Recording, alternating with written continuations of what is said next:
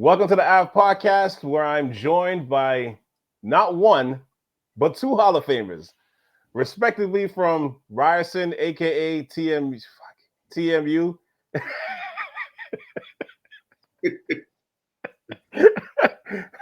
and Durham College, respectively. Please respect and welcome the Hall of Famers, Mr. Jan Michael Nation and Mr. Anthony Batchelor. How you guys doing today, sir?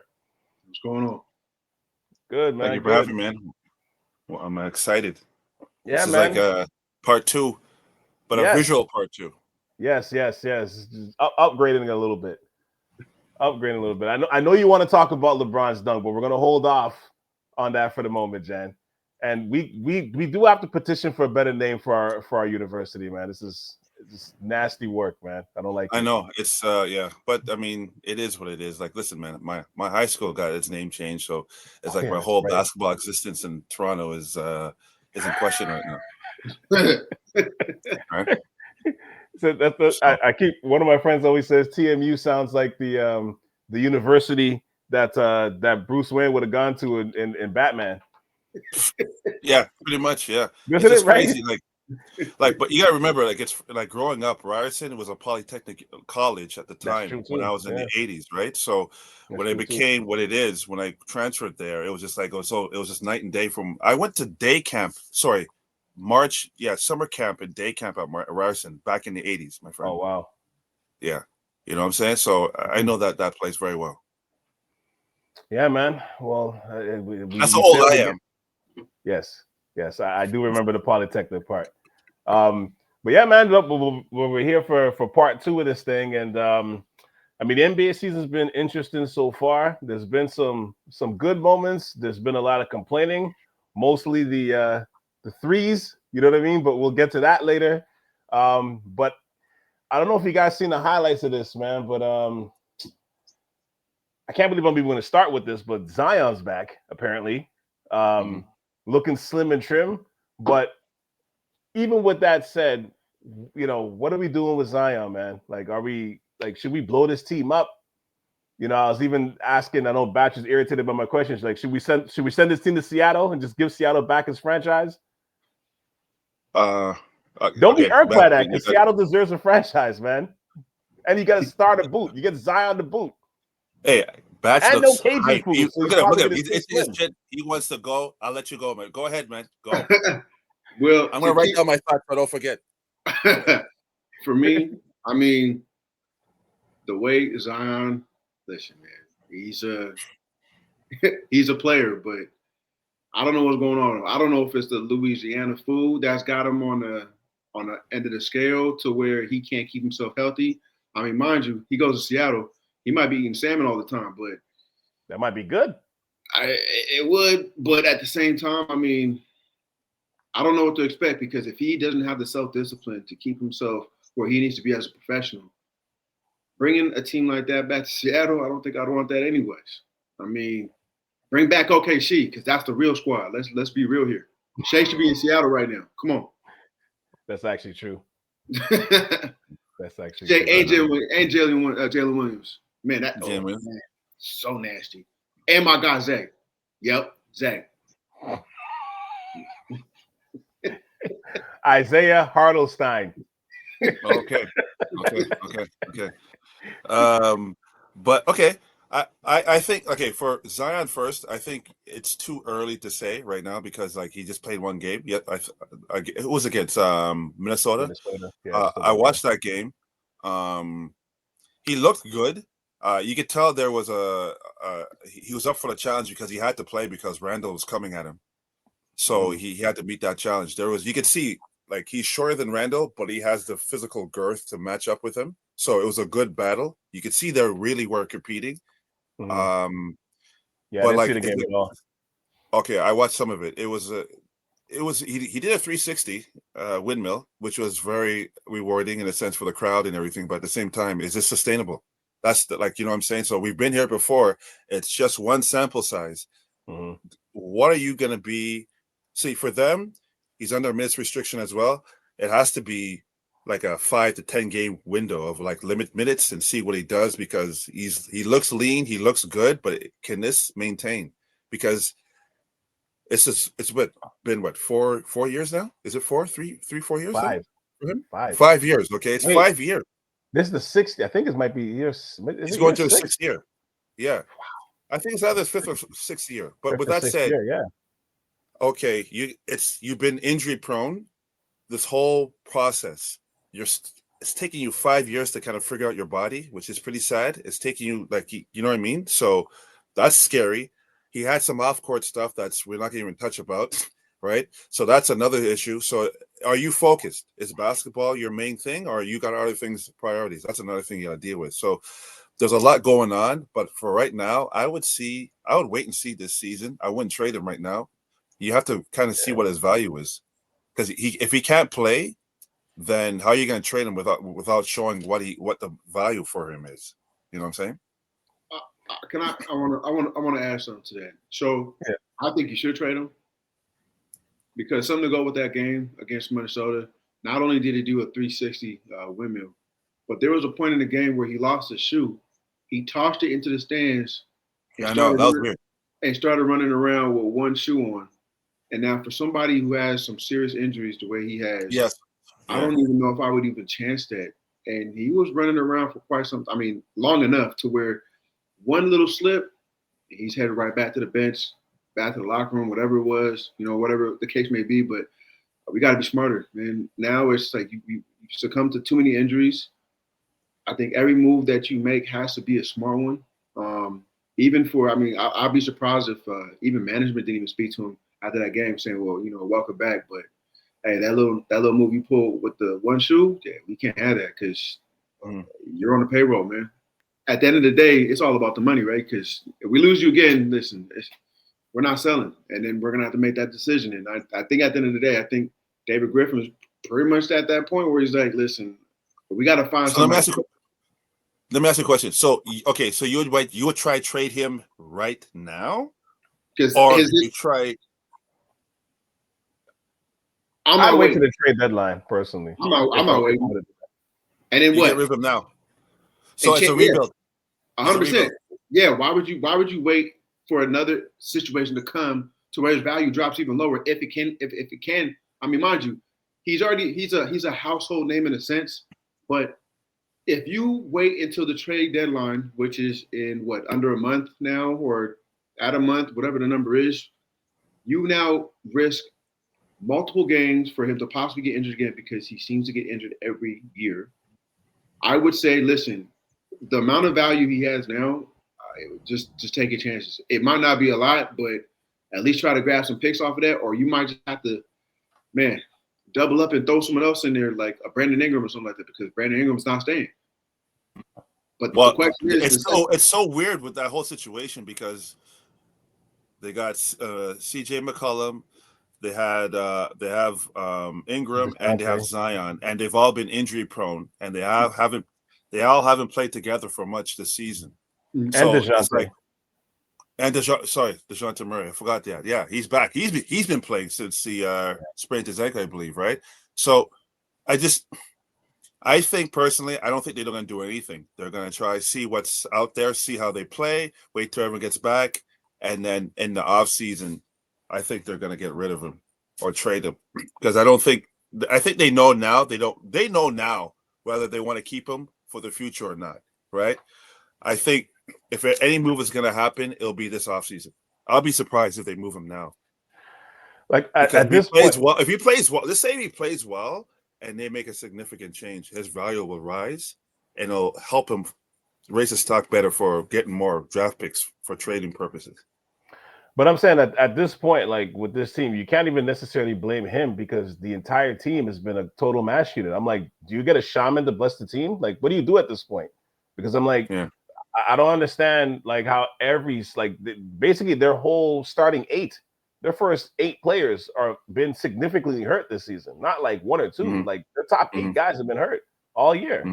And I don't know if they're. It's funny because they're in. I would say New Orleans is probably in the toughest position probably in the NBA right now, and I say this because, when you're seeing, skinny Zion, or as Brendan Hay would affectionately call him, Ozempic Zion, when you're seeing him at this point now, and you're seeing him super slim, And at first game, whatever, right? Like it's his first game back.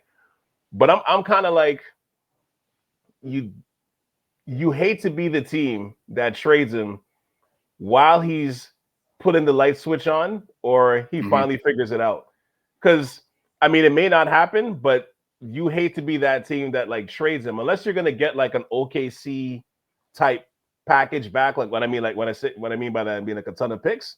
Unless you're getting a ton of picks back from him, it's tough. I think he's shown you, but no, I was gonna say, don't get me wrong. Who he is. No, but again, don't get me wrong. I think you should trade him. I think you should do it, but then it's like also like you can't do it, but you should. Yeah, but then you don't know if you should. Like it's a tough situation. He definitely needs a change of scenery, but at the same time, you're right. It's the right. I just think that he's had 5 years. You've had more than enough sample size. For New Orleans, it's not working, clearly. So I would wait to to try get full value of his trade value up. I would wait to see, and hope that he doesn't get injured. Obviously, that's a gamble because that will hurt again. Because you'll be right here and now. But I see what you guys are saying, but at the same time, I think they know that they're going to try. He's not part of their near future, so they're going to have to It's going to be interesting to see what they do with this trade deadline because they're going to have to start offloading people. What they haven't done anything. So it's so interesting because they bought Durante Murray there, and it's just like, okay, so what happens now? Or is it a complete restart, or do we just, you know what I'm saying, or do we just gradually do it? The question is, what outside of the picks, what else would you be looking for? Well, I mean, right now, as of this recording, there's 7-31. So at this point, if you're gonna dismantle the team, you're looking at picks. But the thing is, it makes it tough because historically they've already always been struggling to get fans. You know what I mean? Mm-hmm. So like even looking at the crowd, like look at that replay of Zion doing that 360 dunk, that's 360 windmill. Look at the crowd. You saw a lot of blue seats. A lot of blue seats. You know what I mean? And maybe they didn't know, like he was coming back that game. But I'm like, unless he's there consistently, it's like it's a football town. You know what I mean? Like New Orleans is a football town, and they don't. See, if he was playing consistently, he could have changed. Like he had an opportunity to make a real mark in his mark, but he hasn't been. See, I don't think the focus is all on basketball. I don't think the work ethic is good. He doesn't have a high motor consistently, and he's injury prone, and he doesn't have a clear consistent control of his diet, right? Yeah. So. You know what I'm saying? As a pro, you have to be a pro both on and off the court. Your off-court life doesn't interfere with your on-court and vice versa. He hasn't figured that out, clearly. And then, so, you know what I'm saying? So there's so much going on. So it's like, it's a battle within a battle within a battle. So I bring this back to saying, I really wonder how focused he is on his legacy or what's happening. Because it's good. Like we've seen this before. Every time he's come back, it's been explosive. And then he gets hurt. And then it's just like, okay. Like he'll come back looking a certain way. And then maybe a couple road games or so, you see the weight starting to filter back in again. Arms starting to look like a meat hooks. And then up, So, sorry, I gotta be politically correct these days. So my bad. But, But you know what I'm saying? Like it's just like it's so sad because there was so much potential, so much hype, and he's fallen so short of it. And I've seen other players that wouldn't even get nowhere near the hype or play. There's a kid that was on this draft night. There was a kid that got no publicity. The tall kid from Orlando. I saw a story about this the other day. He got no publicity. No one asked him no questions on draft night. He got drafted in the first round. Anyways, he's the big man for Orlando. Ooh, and, yes, and he's balling out. Batazzi. Yes. Okay, I do remember that story. He's balling out. It's so weird. Like you had on draft night, you had this Zion hype personified. This guy got nothing. Wasn't getting no playing time. Nothing. Got an opportunity with Orlando. Palmero got injured. Sees the opportunity. This guy's balling. He's a big part of that. What they're doing. And then you look at Zion. So it's just interesting the parallels of life or decisions and just the game. And then off the court, it hurts because like if you're a business, like, you know, there's a lot of businesses and endorsement deals and companies that are connected to him that aren't reaping the benefits of this, right? Like, biggest point is Jordan, right? Like, he's got the Zion threes. Do any of you guys know what it looks like? No, I don't even know what the first ones look like. Yeah, but that's my point, right? Like, you're not even on the court long enough for it to be popular for it to be marketable. Like, how much commercials can you do when he's not playing? Right. You know what I mean? So like, it's tough. That's why we need to change the scenery. Change the scenery is needed. I mean, especially with looking at the salary for these guys. Zion actually tops with 36 million. Is back ended to the last year. He's at 44. But then you got Brandon Ingram, and it's incentive based too. Sorry. And it's incentive. He has a football contract. Yeah, but he can't even carry his weight properly. So those incentives, I think most of his incentives are based off his weight, and now he's probably at the weight he needs to be at, but he might be cheating. If Haywood is right and he's taking Ozempic, then yeah, that's not fair. I think he's just joking when he says that, though. I mean, listen. We've seen Zion at a size that has not really changed, and all of a sudden, this man looking lean as ever. I mean, are you on a LeBron diet? I don't know, but I don't know. We'll see how long it takes for him to shape out. But now my whole thing is with New Orleans, you got 2 guys or 3 guys in the 30 million range: Zion, Brandon, B.I., and then CJ, and then DeJounte is at 29. They don't even have major contracts that they need to really get rid of. They can still hold them, which is probably why they're not taking. They're not being so quick with the trigger. But at the same time, listen, you can still get something for DeJounte. You can still get something for CJ. You can get something from Brandon. I think the person with the highest value on that team right now is probably DeJounte. And then I'll go Brandon Ingram. CJ, good player, but he's playing out of position. So it doesn't really help his value to begin with. So it's almost like they're doing themselves a disservice at the same time. But the thing is, it's tough. What are they playing? What are they playing? CJ. CJ for a long time was playing point guard. I mean, he just got moved back to shooting guard because DeJounte came in. But for the longest time, he was playing out of position, and people were like, "Oh, it doesn't work." Well, of course it doesn't work because CJ's not a point guard. I mean, he can run the point, but he's not a point guard. He can facilitate, yeah. He's more, yeah. You know what I'm saying? So but the thing is, it's tough though because it's not to cut you, but I'm like, it's tough because you just got DeJounte this summer. Like, you haven't even had a chance to let this roster, like, you know what I'm saying? Like, it's like if you're cooking, it's like the thing is you didn't even put the ingredients together yet. The ingredients, they haven't even stirred the pot yet. You know what I mean? That's what leads me to believe that they won't do anything right now and let it materialize a little bit to see what they can get out of it, get everyone together. And this second half of this, I mean, to the All-Star break in the second half of the season, they have more than enough sample size, not to say make the playoffs, but at least see what this group can do to see what they, you know what I mean? Or at least work their value up to trade them. In a tough Western Conference, from what they're looking at right now, they're not going to playoffs. No chance. Playoffs. No chance. No. I'm just saying, no chance to play out. But like, I mean, the only point to play, I wouldn't trade them now. Keep them, play, and then work their value up. Yeah, because right now, no, sorry to cut you, but right now, like I said before, they're 7-31. They're not even sniffing the play-in. Yeah. Like the season's over, basically, right? Like the season. They're the worst team. They're the worst team in the league. So they're already gonna get draft picks. So they're gonna get a higher draft pick. So then who do you pick? At this point, you know that you are looking at incoming players coming in. Draft class of 2024-25 is not bad. I mean, everyone's trying to go after the Cooper flag sweepstakes. Now I look at it is, do you chance it and try to move him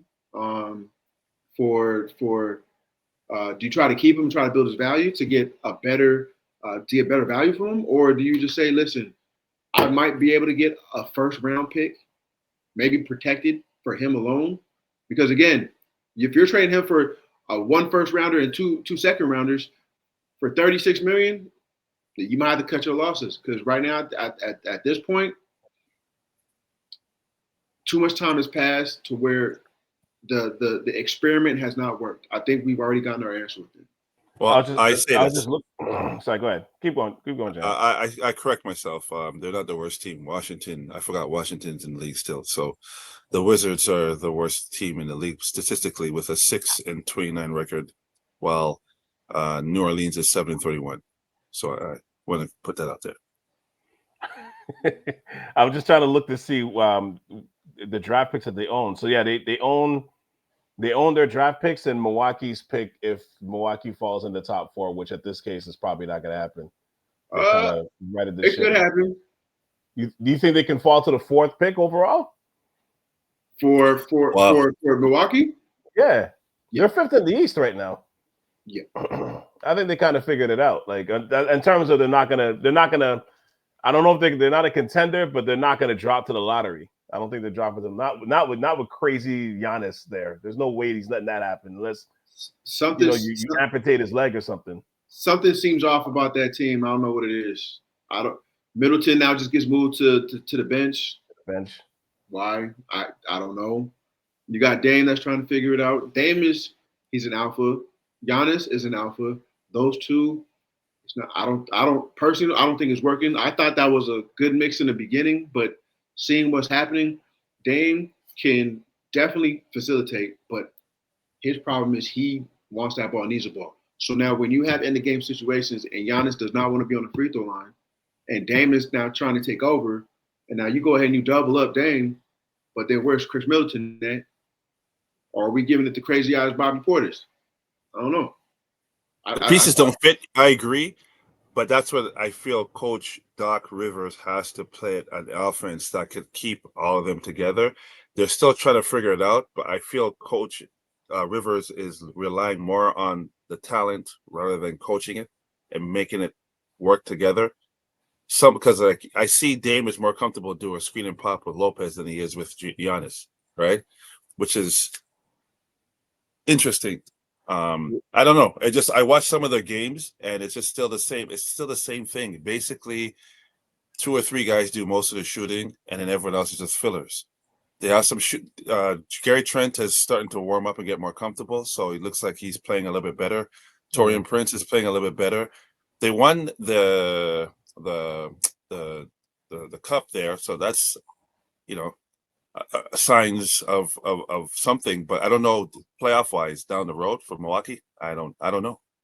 I think they dig themselves such a deep hole that they need a good seeding because they're going to be playing uphill from once the playoffs start.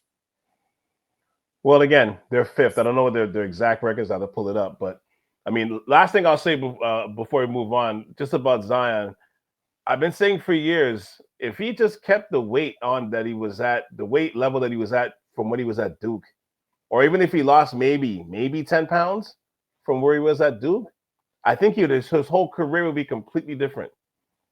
Completely different, man. It's a shame to see, like I said, it took so long to finally get here. You know what I mean? Because I'm like, he looks even slimmer than he was when he was at Duke. You know what I mean? But I'm like, and that's to me is how we should have entered the league. I think if that happens, we're possibly talking about a 4 or 5-time All-Star, maybe an All-NBA bid at some point, an Olympic squad. You know what I'm saying? Like I'm saying to at least be in the bid for that had he been healthy. We just don't know, right? Like we don't know. Like we'll never know now. You know what I'm saying? But I think he's so talented. It's like man, I don't envy the Pelicans, man, because it's a tough position to be in. Any other situation, I'd be like, yo, get this guy the hell out of here, let him be gone. And to be honest, I was there until I saw him in shape on Tuesday, and I'm like, oh man, just when you think you're out. I don't know. I just think for such an exceptional talent, you played around with God-given talent, and now when all those opportunities get taken away, it's like that's when the realization of the reality of life, the moment of clarity comes into play. And so I'm disappointed because he had everything coming in, but you could tell the work ethic wasn't there because even fundamental things of the game, he's still uncomfortable taking that foul line jumper. It's not like, and it's just like, this is your 5th year. That should be like a layup or like You should be taking that without hesitation. And it's just still like he still wants to get to the basket, which is good. You want to be aggressive, but in order to mix it up, I'm like he hasn't evolved to the player I thought he would have been. Definitely, he's fallen short of that. But the book is still open on him. But once again, it comes back to him, and he hasn't proven it to this point. So, what do you think is going to happen going forward? He's shown us who he is. Yeah, unfortunately, maybe I knew it's like he's not a leader. So, see, New Orleans made a mistake because they don't have enough veterans in that locker room. So, you have, so like for example, say him at Golden State. The only problem is him and Draymond would probably butt heads because Draymond's approach to things it doesn't work with everybody, right? But he needs a veteran-laden locker room to help keep him on gear because he's not self-made. Or an organization that fair enough, yes, about him, like in Miami, which I don't know if he would last there, but Miami would be. That's even worse. No, I'm saying Miami would have been great for him because of that's the extreme. Look at the extreme of that. It just wouldn't work. Yeah, I know. That's what I said. As I said, it wouldn't. I don't know if he'd be disciplined to even handle that because they don't play. They don't play at all. Body fat checks every single day. Like that's, and I'm not joking. Every single day. That is not a joke. You know what I mean? I don't know how your boy Lowry lasted there so long. But anyway, that's another story for another day. I know he did, but like he did. He didn't. He was hanging on for dear life there, boy. They got him out of there quick, fast. But I mean, he did stay in shape for a little bit, at least a little bit. Heat culture wise, at least a little bit. I mean, it was more than what I expected. I had to reframe a reference I used today, and now I'm gonna have to reuse it again. I said meat hooks before. Arms for meat hooks. That is okay. We'll keep it moving, but yeah. So for both of y'all, did you guys expect the Cavs and the Thunder to be where they are coming into this season? The Cavs, yep. I said that on the first one. I said if you give the reins to Mobley, the Cavs are going to be a problem. The biggest question was Donovan Mitchell being able to kind of spotlight. Exactly. And he's done exactly that. He hasn't been being super, like he's aggressive, but not to the point where he's taking all the shots and leaving Mobley to kind of figure out what he should be doing on the offensive end. They've been giving Mobley that ball, and he's been answering. That was one of the things that I said from before. The moment you get that guy that time and that chance, the Cavs are going to be a problem, and they're showing that. But I will say with the Thunder, no, I expected them to do what they were doing. I didn't expect Shea to still be killing the way he was killing from last season. I thought that some of that would be taken away from the additions that they made to that team. I think he's killing. He's actually on a better tear than he right now than he was last year. I'd agree with you. Yeah, I think Oklahoma City was expected for me. I expected Shea, to be honest with you. I expected from seeing what he did for Team Canada in the summertime. I expected him to come in the season with that disappointment, with a fire under him to kind of finish the deal. But Cleveland, I'm surprised. I like what I'm seeing. They're deeper. They have more. They're being used more efficiently. I like what I'm seeing with Mobley. He's showing more aggressiveness, which is good. What's the big man's name again? Jared Allen. Allen. Impressed. He controls the paint defensively, but he does so much easy things on offense, like crashing the boards. So they got the size because they could play many different styles. They could run, but they could also slow it down and bang because half court basketball, especially Eastern Conference basketball, it's going to be physical playoff wise. Now, I like what I'm seeing. They are definitely a contender. My question is, can they get to the conference finals? They're doing the right things to get the number one seed, which is they need that number one seed to accomplish it because that home court will definitely be a weapon on their side. But at the end of the day, when it comes to those big moments, we saw that was a big game. Shea was carrying OKC. Whenever they need that big basket, he was willing to do something. He was, it's funny. They're trying to stop him, and they put different guys on him, and it doesn't matter.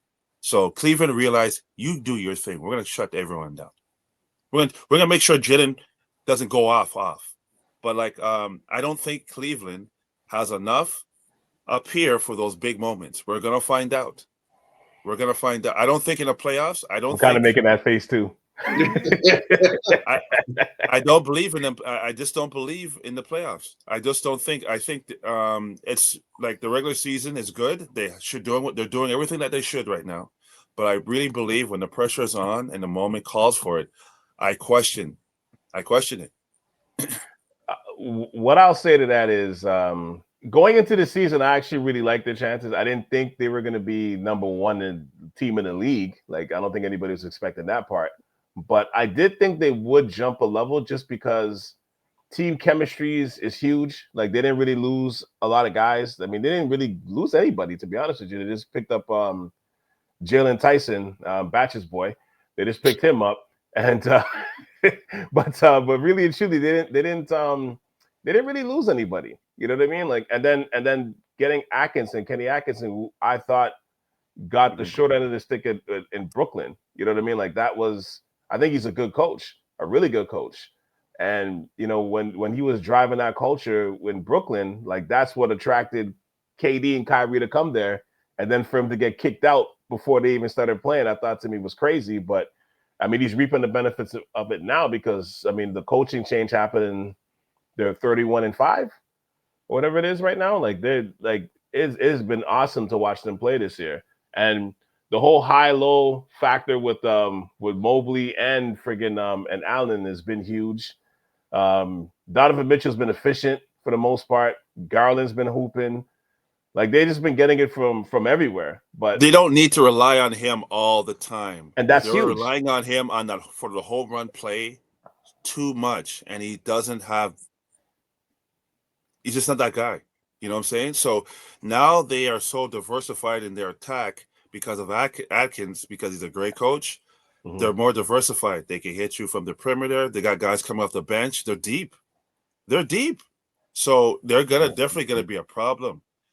But what I'm telling you, when there's pressure on the moment, and you know, you're on that national TV on that big stage, and you know, them shots get a little bit tighter on the wrists and the legs and the moment, and we're gonna find. I don't know. I question. I'm not saying they can't do it. They're definitely capable of doing it, but I have questions in that moment. First of all, can they get to the Eastern Conference Final? That's a question for me. I think they can. I think so. Okay. I believe they can. Can they get to the NBA Finals? I think so. Okay. We'll find out. I think they can be Boston. I think they can be Boston. And I say that confidently. Okay. Reason being, sir. Listen, I'll tell you right now, Boston don't have a big. That's their problem. Mm-hmm. They don't have a true big. But yeah. Porzingis is all over the place. I watched the game against he got hurt, he came back. But he's fragile. Yeah. He's has been fragile. For sure. And I mean, he showed you last year, right? Like, he missed most of the playoffs. He missed most of the finals. But at the same time, they have done it. They have a gear they can always hit because they know it's there. Yep. And everyone else, every other team is still questioning if they could get there. That's why they're dangerous, because they finally got over the hump and they got it. Because look at these two. Look at Tatum and Brown. Look how much experience in Eastern Conference with Horford. Yeah. Then they got White. And then they got Pritchard coming off the bench doing work. Wow. Impressive for that young man. Pritchard has been incredible. And they got guys coming off the bench hitting threes and just running systems. So even without Porzingis in there, they're still a well-oiled machine. Yeah. They're doing all they're focused and just taking care of business. They're just waiting for the playoffs. So they're like, yeah, you get the number one seed. We'll see you. We're confident we can beat you in your gym. That's what Boston's telling me. So let me ask you a question. If they take number one, let's say Boston gets the number one seed, who would you think will be the 8th seed? The 8th? Yep. Atlanta? Right now, I mean, Atlanta is in that spot. So I don't think Atlanta would be able to beat Boston. But let's just say, I don't know, because Miami's going to drop out. They're in 7th. let's say Indiana drops to the 8th spot. You think Boston can beat Indiana because they barely did it last year? It's all depending what Indiana you're getting. I think the Indiana that was last year is still coming into form this year. They're not fully there yet. Yeah, they're still trying to figure it out. Yeah, they're not the same team. And Halliburton got to a really slow start, which is interesting. Yeah, so, picking it up now. The last 5 games, he's been going off. So yeah, I know he has, but like, I think they're still trending upwards. So right now I would take that, but I'll take Boston over that 10 out of 10 times because I don't think Indiana plays no defense. At the end of the day, they play no defense. They just want to outscore you and pick up the pace. And I just don't think that's conducive for success in the playoffs. So I'll take that matchup. And I was going to say with Indiana too, I think, remember, like Mathurin wasn't there when Siakam got there, right? So they're still trying to figure all that out too. That's what I'm saying. Like, you know what I'm saying? You can tell, like, they're trying to keep the pieces together, but they're trying to still make it a well-oiled machine.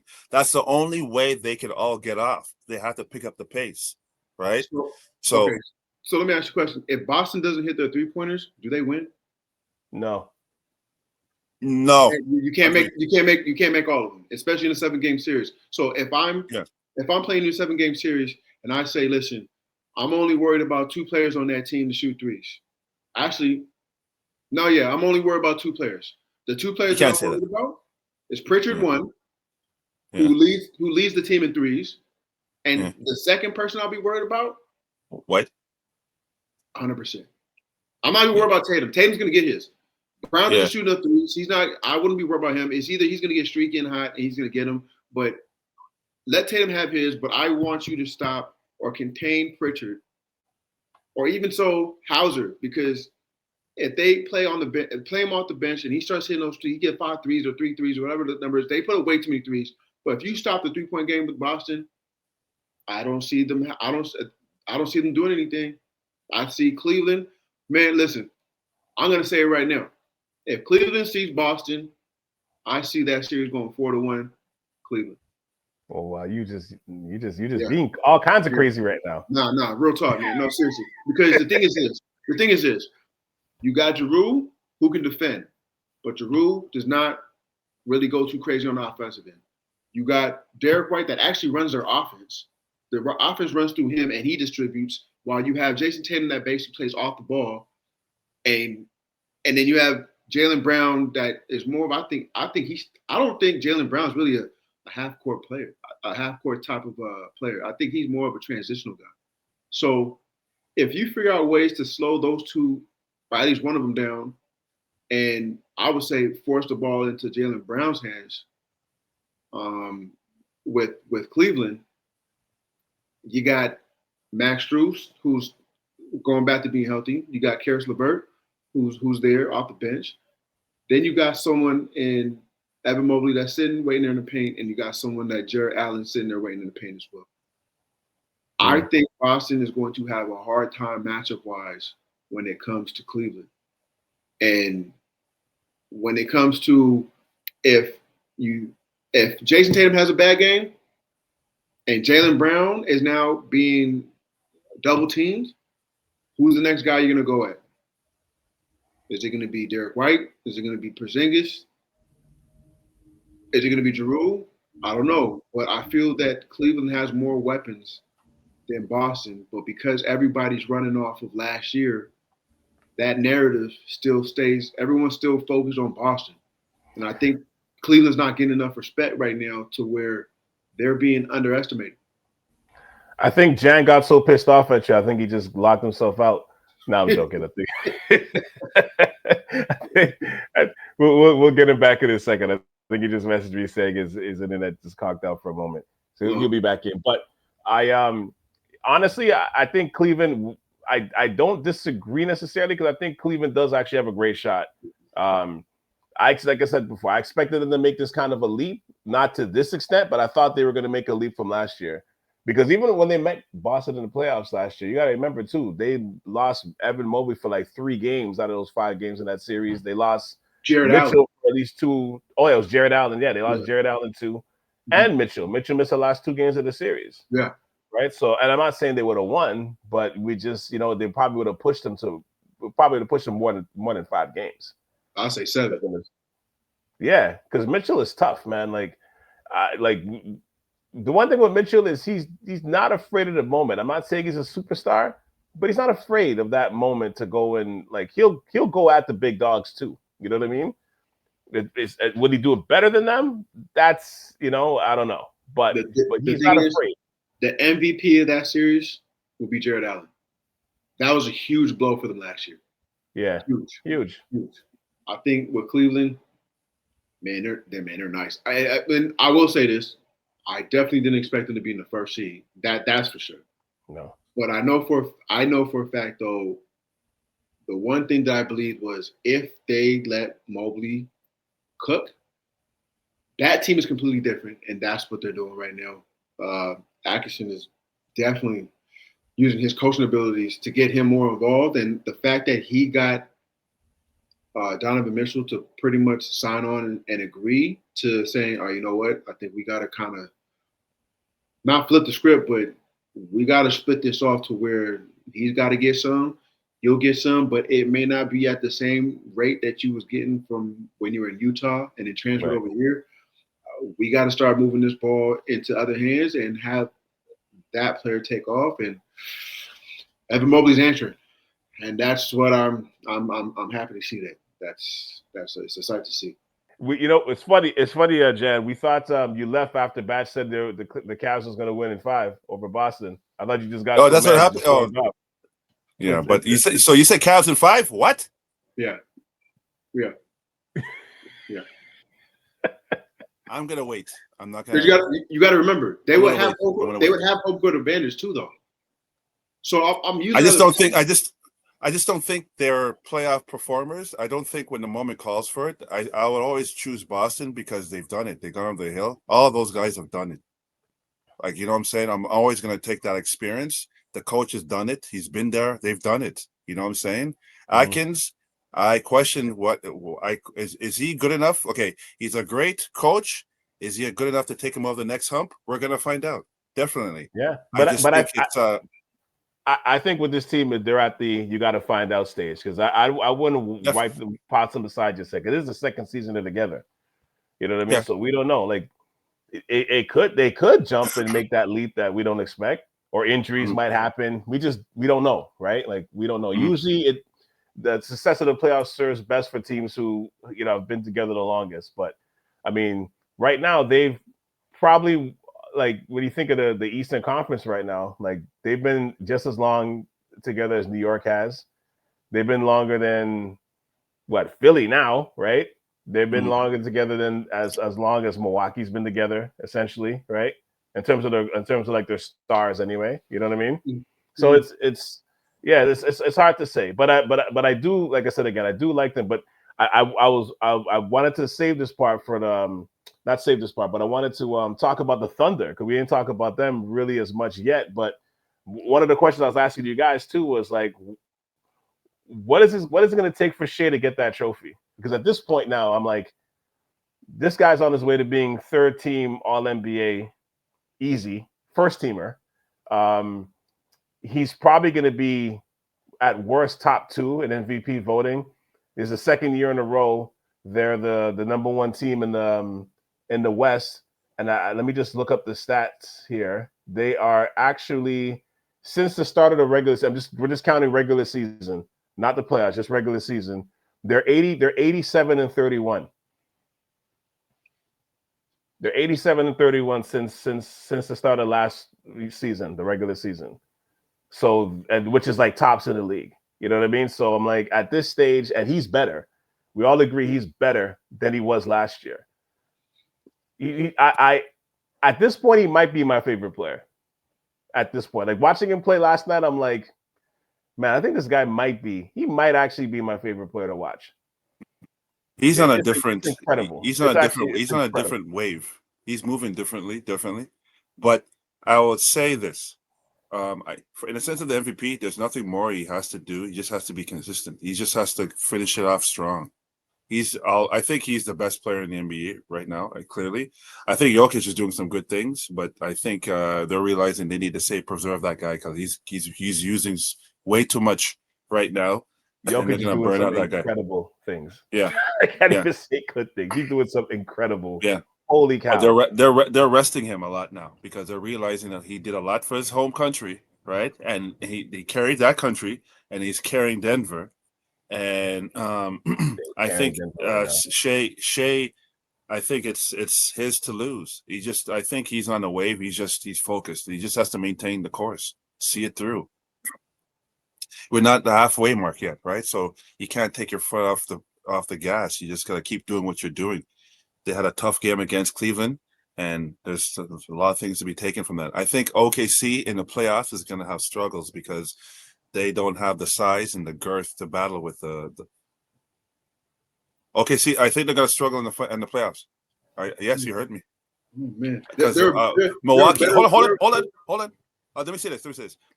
Remember the Milwaukee game in the Cup game?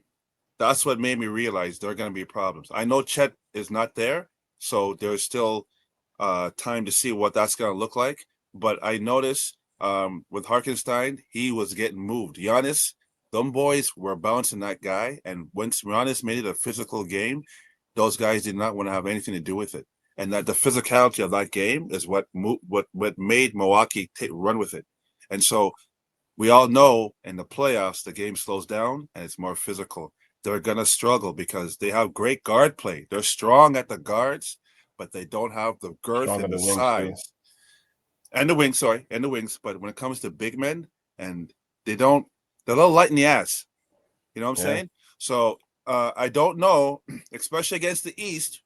It'll be interesting to see, but like the physicality of it, they struggle with. You can see it.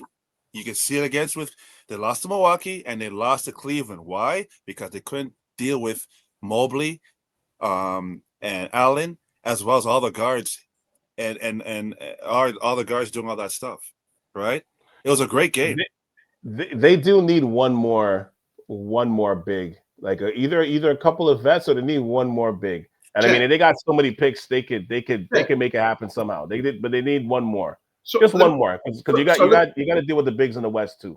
Hold on, let me ask this question. So when Chet comes back, Caruso comes back, and I mean we forgot about Caruso, right? So and there's some other people in there that's on there. So you got OKC jumped from being one of the worst defensive teams to being one of the best defensive teams.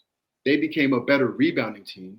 They are the best defensive team right now. So there you go, right? So then you also have now, when these guys come back from injury, when Chet comes back, what do you think that starting line is going to be? Because right now, Jalen Williams is supplementing Zay at the 5 spot. So when Chet comes back, he'll probably play the 4. You got Zay at the 5. You got Jalen Williams at the 3. So you think they'll start Hartenstein? I think they'll bring Hartenstein off the bench to keep them deeper. Negative. Hartenstein. At the 5. Hartenstein. Negative. To take the abuse. To take the negative. He will be at the 5. Chet will be at the 4. Jalen Williams at the 3. You got Dort if you want to at the 2. Then you got Shea at the 1. Jesus help me. No, I don't think so. Those guys are going to be a problem. Hey, don't disrespect Dort and say if you want to. He's a number 2. No. I only say that because it's Canadian, man. Come on. No, I only say that because you need somebody to come off with firepower on the second unit.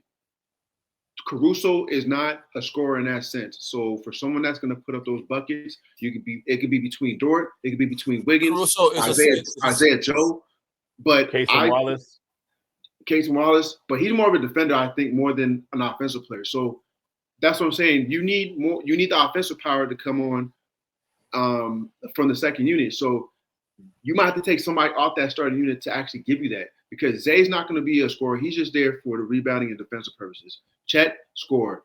Jalen Williams, score. Shea, score. Facilitator.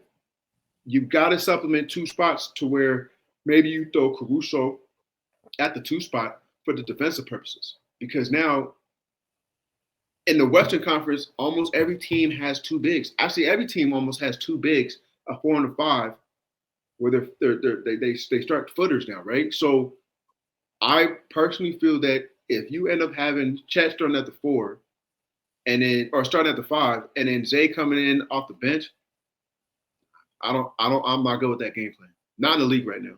It wouldn't make sense, especially with bigger. It's getting bigger. It's definitely getting bigger. I would, like I said, I think they need one more big. They got to get one more big off the bench for sure. They got especially if you're going to meet, especially if you meet Denver in the playoffs. Like, no, that's the what one. are you worried about Denver for? All you got is Jokic. One person. That's all you got? What do you mean? That's enough. Who else do you have? No, come on, stop that. You're thinking about fantasy. That doesn't count. No, I'm not. I swear to God, I'm not. I'm honestly, like, to me, that's what worked with Minnesota last year. And the playoffs is the Twin Towers, they wore them down. But that was enough. But you put one of them guys on there. That was last year, though. Michael Porter has not been the same. Jamal Murray has not. I'm trying to figure out what is going on with Jamal Murray. Something's going on, man. Russell, his leg isn't firing or something.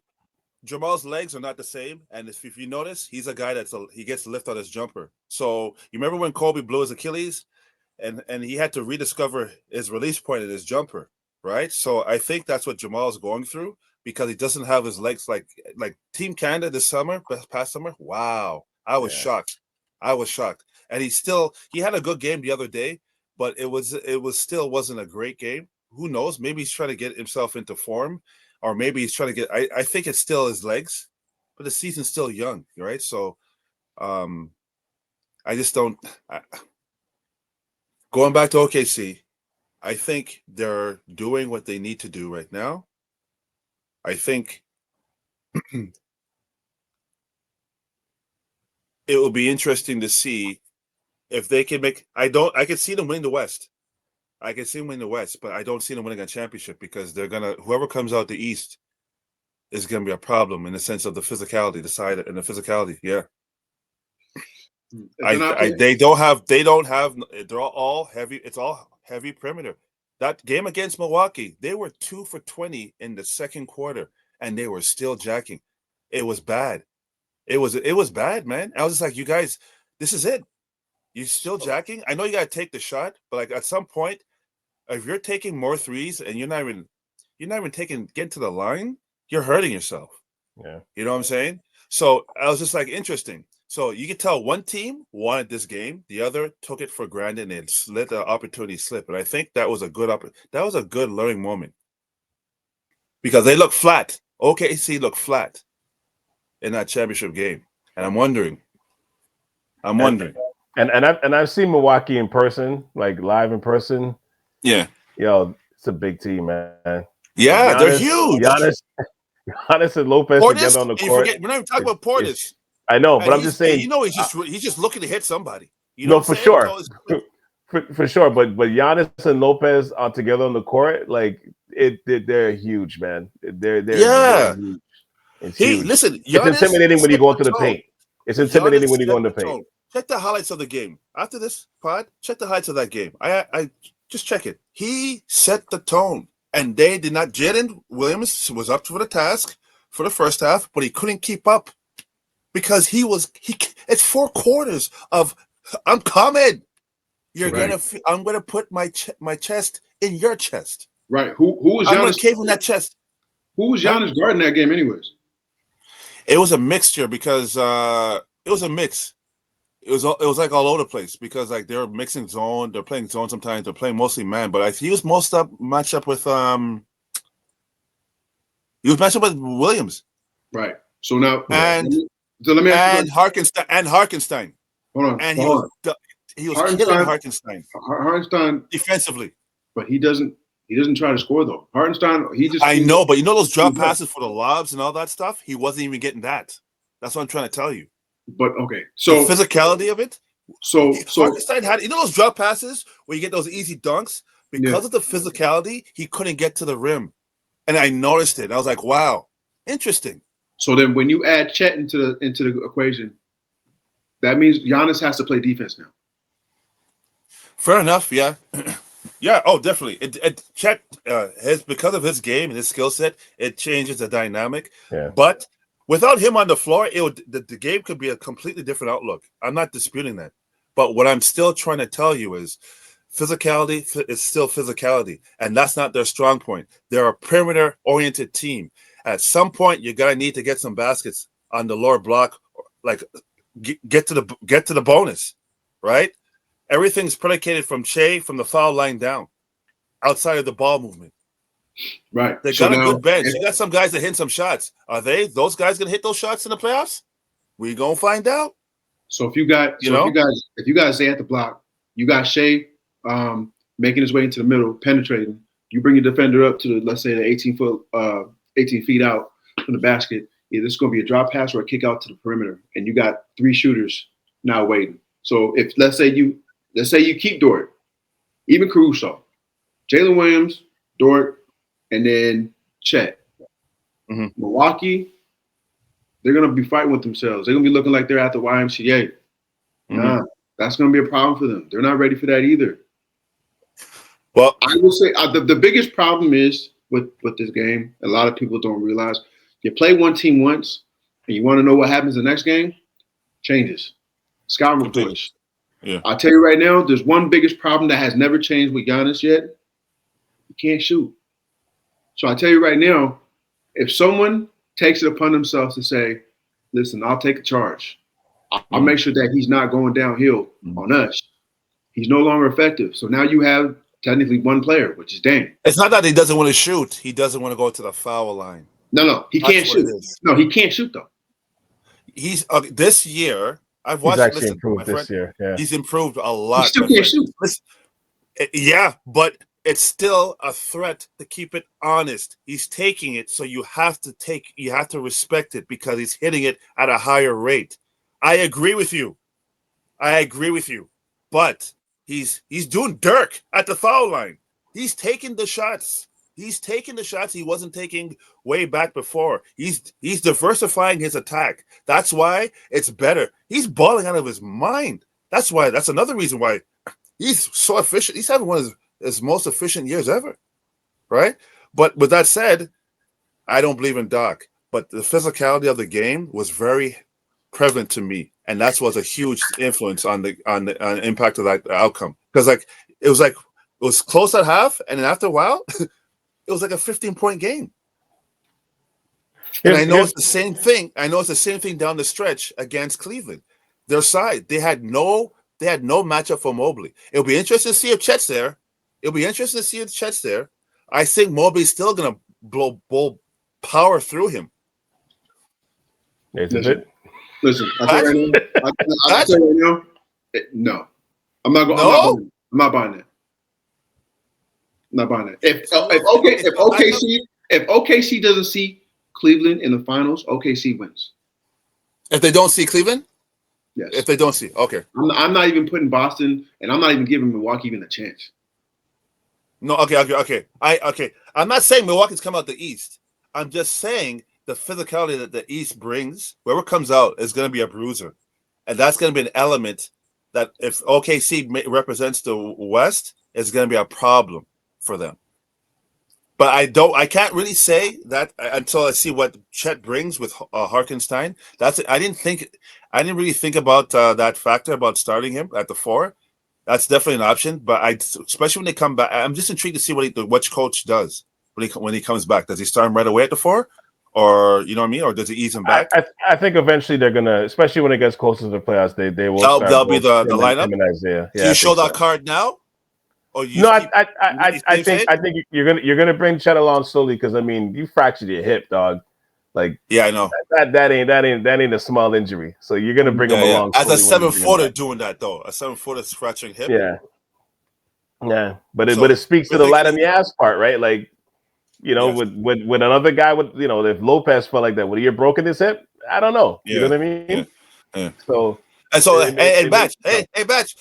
Hey, fractured hip. He's come back from a fractured hip. Hey, man, so he's light in the ass. Okay, so, hey, fractured hip. Scout report. Hey, we're gonna.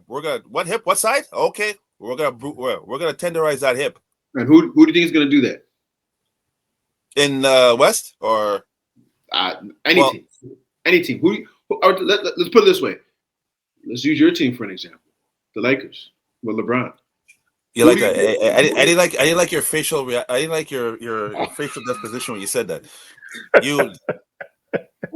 I'm glad I can see your face today, man. Thank you. Go ahead. Who from the Lakers? Who from the Lakers would do that to Chet?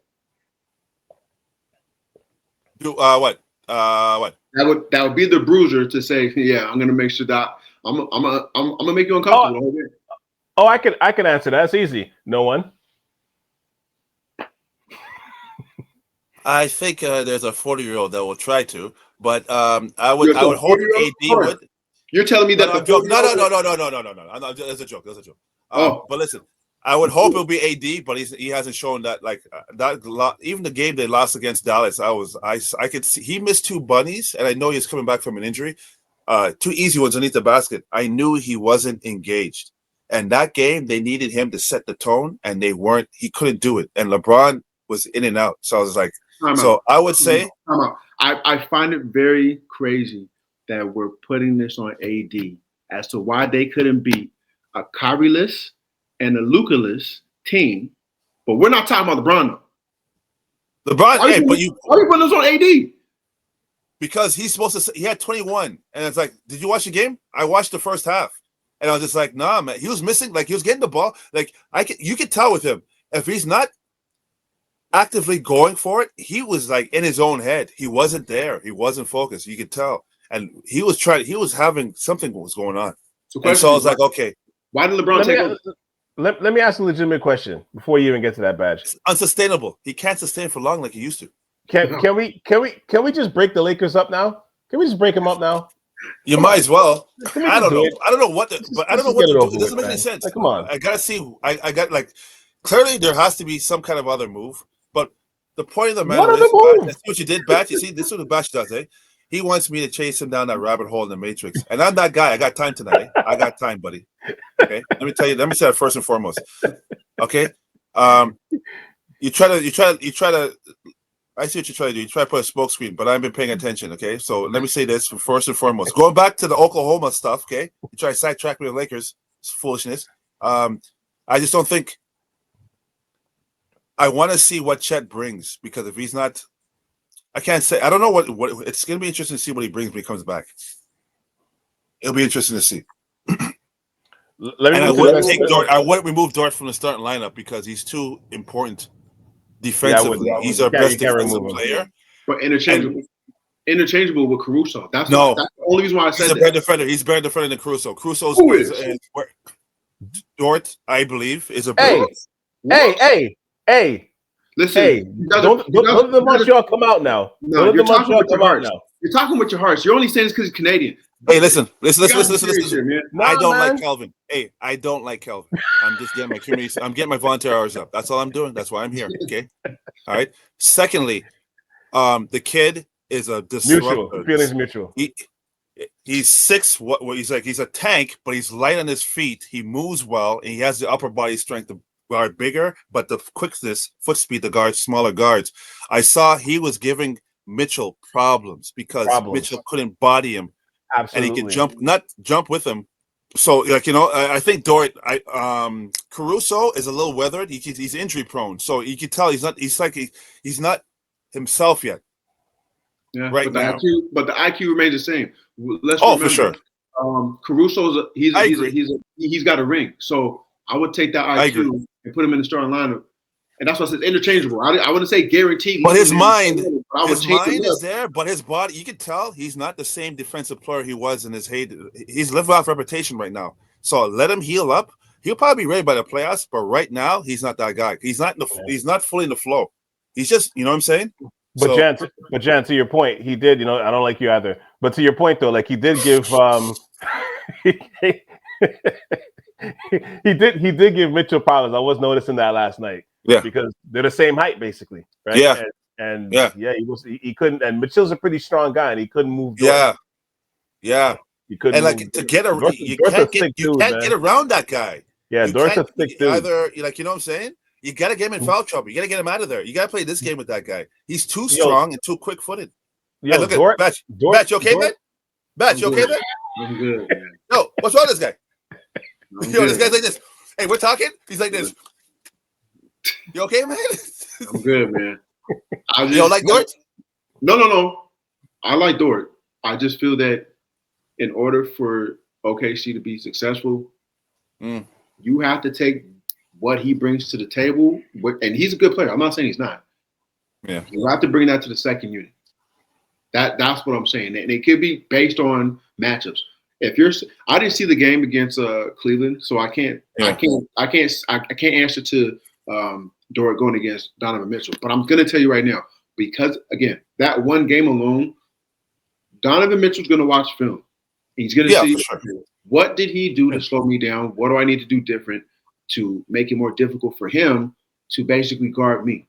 And it's going to turn into, again, back to the IQ stage. You got a young mind to where you have a wiser mind. And that's where I feel that change will come in where they say, listen, Caruso, we're going to have you start off. You may not play 30 minutes, but we're going to start you off first on Mitchell to kind of mess with his mental, and then we'll put Dort on. I would keep it the same. Maybe in a playoff, yes, to see how things work. But I would say I would love to have the Caruso as the ace in the deck coming off the bench to see what. At least I could, if he's hot and Dort gets into foul trouble, at least I know I have Caruso to maintain things. You know what I'm saying? So you don't burn. You have two guys covering him at a high level, basketball intellectually, for the whole game. But Donovan Mitchell, there's no drop off on the substitutions, and that's what you want. But this is the problem, though. Caruso has matched up with Donovan Mitchell way more than Lou Dort has. So Caruso has more experience guarding Donovan Mitchell than Lou Dort does. So if the second time they see each other, Lou Dort may have complications. He may not be able to do the same thing he did the first time. Well, let me ask you this. Hold on. I was going to say we'll find out because they play each other again next week. What day? I'm going to make sure I watch this game. Yeah, I think it's next. It might be next Thursday. They play each other next week. Okay. I just think Caruso. Who has been? Okay, my question I was going to say was before Kelvin, the person. Yeah. Anyways, I'm going to leave it alone. Who has quicker foot speed on the perimeter? I would actually say Caruso. Right now. Yeah. You mother. No, because no. Okay. You guys already said Kelvin, it. Kelvin, we know what it is. Kelvin, we know what it is. No, you guys already said it though. The reason Lou Dort has the advantage because he's a tank. He doesn't have to necessarily be in front of you. He can just kind of give you a little shoulder, and he'll take you off your balance. But in terms of keeping yourself in front of your guy, I'm giving that to Caruso. Easy. I don't know, man. He's light on his feet, man. Yeah. He's real light on his feet. Watch that game. Watch that game, my friend. He's taller, like Caruso's taller, so that. Taller, yeah. I agree. Listen. Caruso is an all-time defender in the NBA in this generation. He's a good defender. You want a defender like him on your team to help you get to, because he's a switchblade. He'll give you whatever he needs. He'll hit that shot hopefully he's on. He'll facilitate. He'll cover the tough matchups. But he's a smart guy that's battle tested and you can trust, right? Yeah. So I'm not discrediting Caruso. It's a great right pickup. Now, yeah, it's a great pickup for what they have, because they have a great team on the court, but more importantly off the court. And then they know their roles, and they want to be superstars in each of those roles. And I like that. And that's teams like that are going to do well for a long period. And it's like I find other teams that are struggling. Like I look at Philadelphia, that locker room is not together. I look at LA, that locker room is not together. You know what I'm saying? So it's gonna. You said it. Hey, look at his face. Look at his face. I'm surprised you said that. Just say one more thing. Huh? Just say one more thing for me, though. What? Here we go. You're gonna piss me off right now. Go ahead, say it. No. Just say one more thing for me, though. If that locker room is dysfunctional, can you tell me why that locker room is dysfunctional, though? JJ Redick. No, LeBron. No, it's like there's so many. There's so many different agendas going on. So it's just like, you know what I'm saying, like, because like I we're not there, but you can see enough from the outside to kind of get a sense of what's going on inside. 1, 2, I'm intrigued to see what Rob Pelinka is going to do, because I don't know. What can it like? I don't know. So like because they're stuck. They're in this mid right? So they made that trade. They got rid of D'Lo. Okay, fair enough. But you got defense for offense, but like it still doesn't shore up this. Like they don't.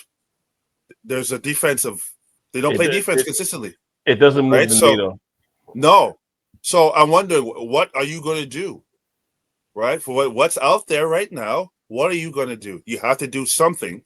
What you've done was okay, but it's not good enough. So I don't know what's going on. It's hard to assess because it's just like, okay, they're waiting for, they want to get a big man and they want to get another, I don't know what they're doing. But again, where are they getting this from? They don't have draft picks until 2029. Right. They have no assets. They gave up everything already. Like this is over. Yeah, I know. Yeah. And this why? Is over. Why though? So it's like I think they're trying to what you say? But why? Why do they have no assets right now? Because you're saying so. What? I thought the screen froze. Yeah, that's what I thought too. I thought he glitched out again. No, yeah, I was hoping. Hey. Why can't the internet just glitch right now? Okay, listen. Okay, first of all, Batch. Okay. There's a lot of different things, like I was saying before. First of all, I think it's LeBron. Definitely LeBron's a part of the problem because he wants championships, but there's like got the sun going on, so many different agendas. AD, he's playing better. He's being present. I like what JJ Redick is doing offensively. I like what he's trying to implement defensively. I just don't think I don't know what's going on with Rui. He's so up and down. He's always been like that. In fact, yeah, I know. So I think they're trying to get rid of him, but Pelinka, I think, is trying to hold on, trying to keep him to see if they can have him off the bench. But it's just like even coming off the bench, it just doesn't make any sense. So I think they're going to get rid of him. So I'm hearing Chicago. I don't want no Bradley Beal, but I don't know. I don't know what's out there that could make that could move the needle. So there's still. No. I don't think there's anything. I don't think there's anything. Because unless you're gonna do a trade like the LA pulled off with Paul Gasol back in 2008, you're not gonna fleece the team at this point. You're not gonna fleece the team out of a trade. Wasn't Chris Paul supposed to go there and then they got vetoed and then they ended up going for Paul Gasol or something like that? No. That Paul Gasol was before. That was before. Was that before? Paul Gasol was before. That was before. But no one expected Paul Gasol to. Unless you were watching Memphis like that, no one really knew about Pau Gasol. And I truly feel that a lot of people didn't know about Pau Gasol like that. You mean the average fan, the average like that's what I'm talking about. Average fan. You're talking about the casual. Okay. So when they heard about Pau Gasol, man, what's he gonna do for us? Like it was no. Okay, hold on. It was still a big trade when it happened midway through the season. It was a big. Yeah, people were pissed. I'm not saying it wasn't, but I'm talking about these bandwagons that are on the fan, that are on the wagon talking about, oh yeah, Lakers, this. Oh, they traded for Pau Gasol. What kind of garbage is that? No, it was a good move. But at the same time right now, the Lakers, you're going to give up maybe Hachimura. I don't know who you're going to get from that, but Reeves. They're not. They won't give him up though. They won't give him up though. Okay, then what do you do then? That's my point. They're stuck. You know what? Then give up Anthony Davis. He'll give you back the most assets. And that's exactly where I was going with it. You have to give up one of the two guys that are actually a major component to your team in order to actually somewhat reset. But your market's so big, you can't even afford to do that. And why? Well, because you spent all your energy to basically make one person happy. That is bad. Yeah. And it's shameful that the Lakers put themselves in that position too. Yes. Yeah. So I think they're waiting. I think they're trying to wait him out.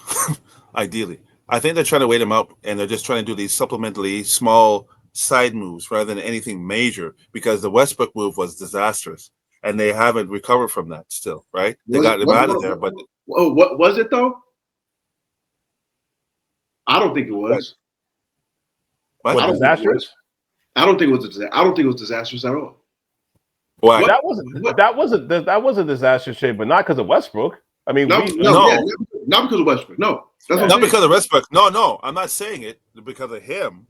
I'm just saying it was a bad fit from the get. It should never have happened from the get-go. It wasn't going to work, right? Well, yeah, because Westbrook is ball dominant. So if it's not in the hands of LeBron, then who else is it? It shouldn't be going to Westbrook next. It should be going to AD.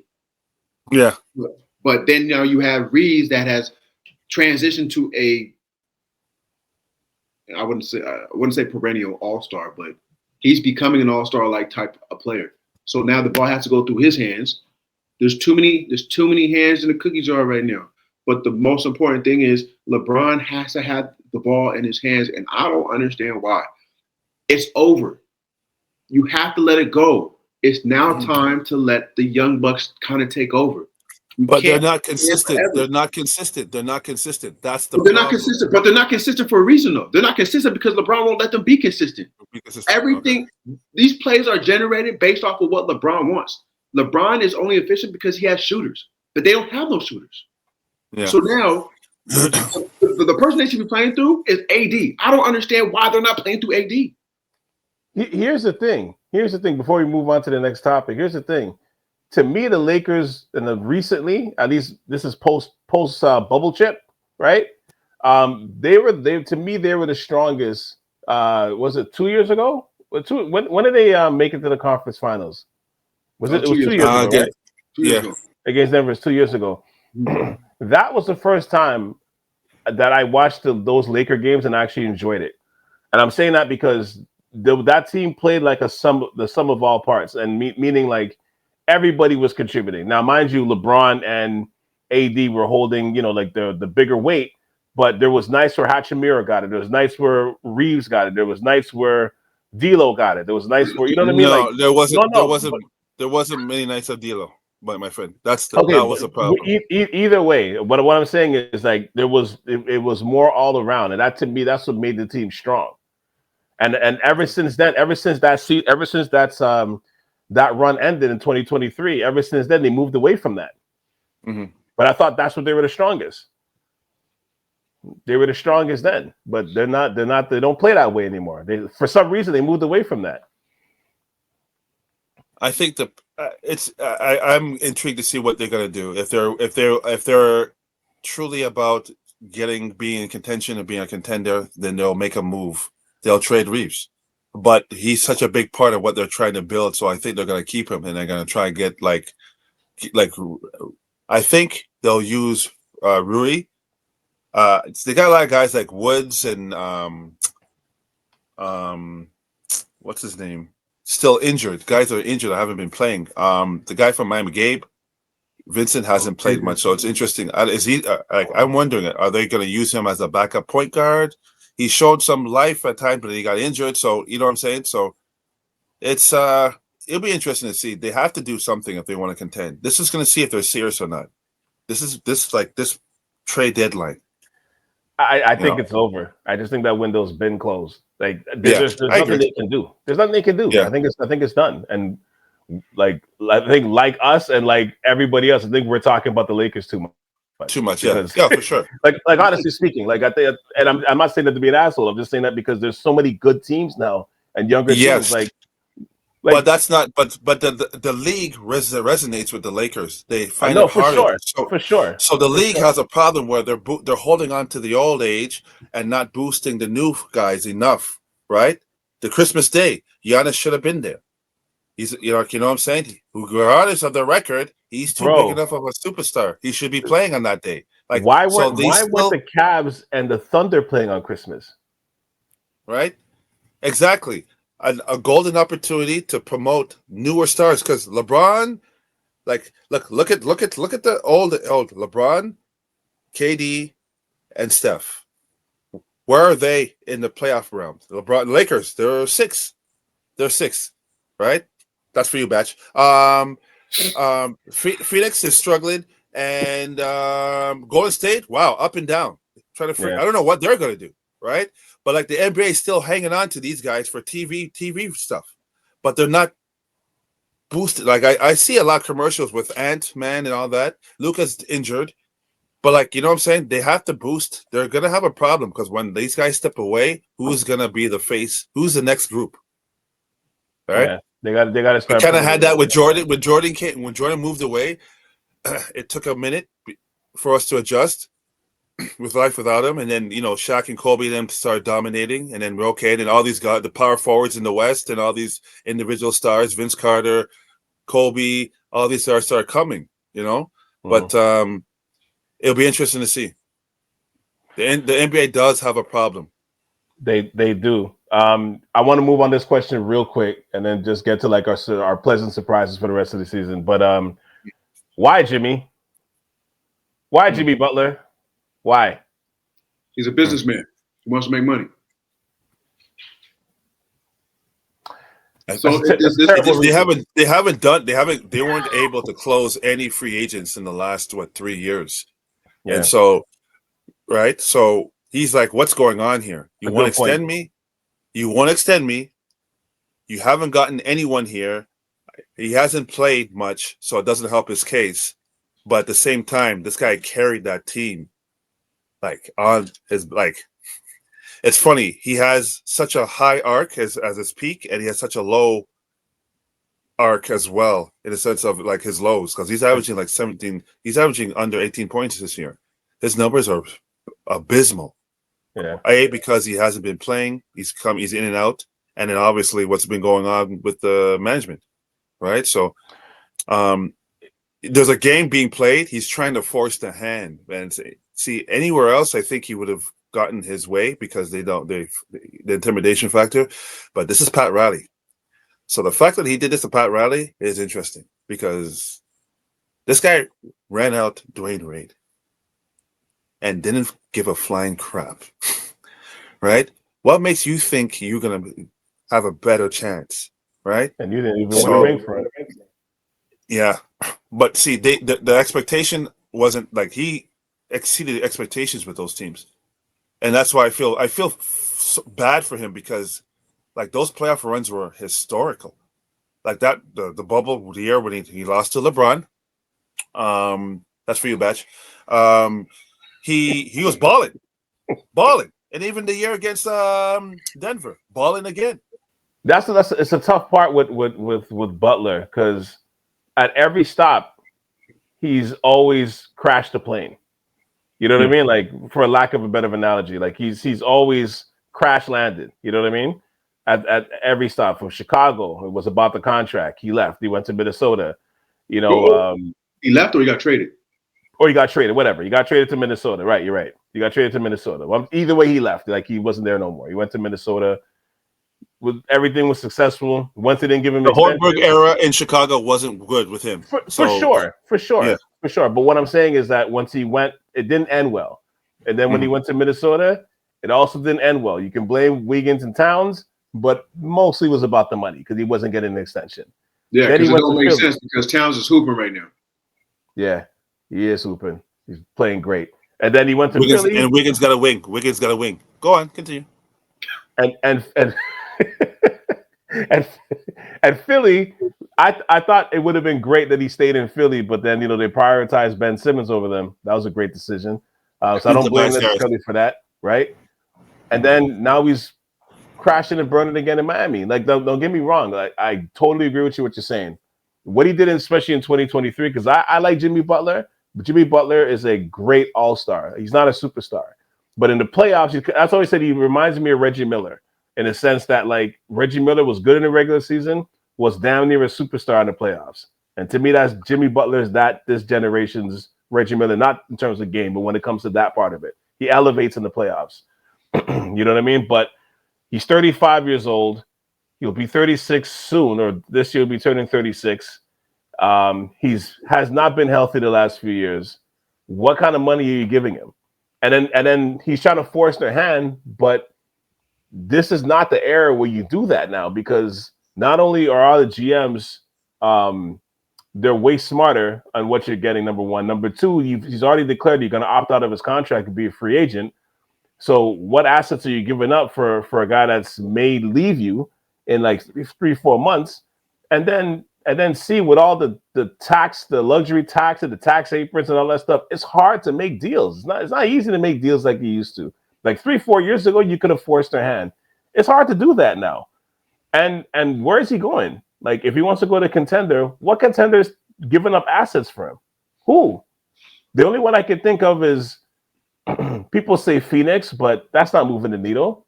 And Golden State, it would be good, but it's not moving the needle either. And if I'm Miami, I'm taking, like, don't call me unless I'm getting Kuminga as part of that deal. Like, don't call me unless I'm getting part of that. But look at the list. What other contenders are doing it? New York's not doing it. Boston's not doing it.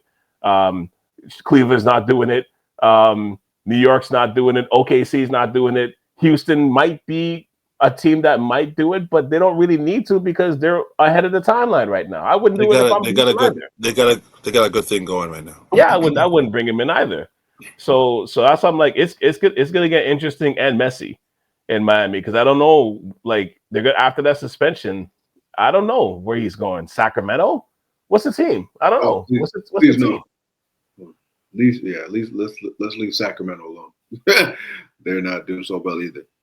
No, for sure. And then just I guess to kind of wrap up a little bit, or just to wrap up for both of you guys, what's been your most pleasant surprises of the season so far? Pleasant surprises? Pleasant surprises, yeah. Or do you want to go negative? Let's finish on a positive note. Let's flip it. What's been your biggest disappointment so far this season? Phoenix.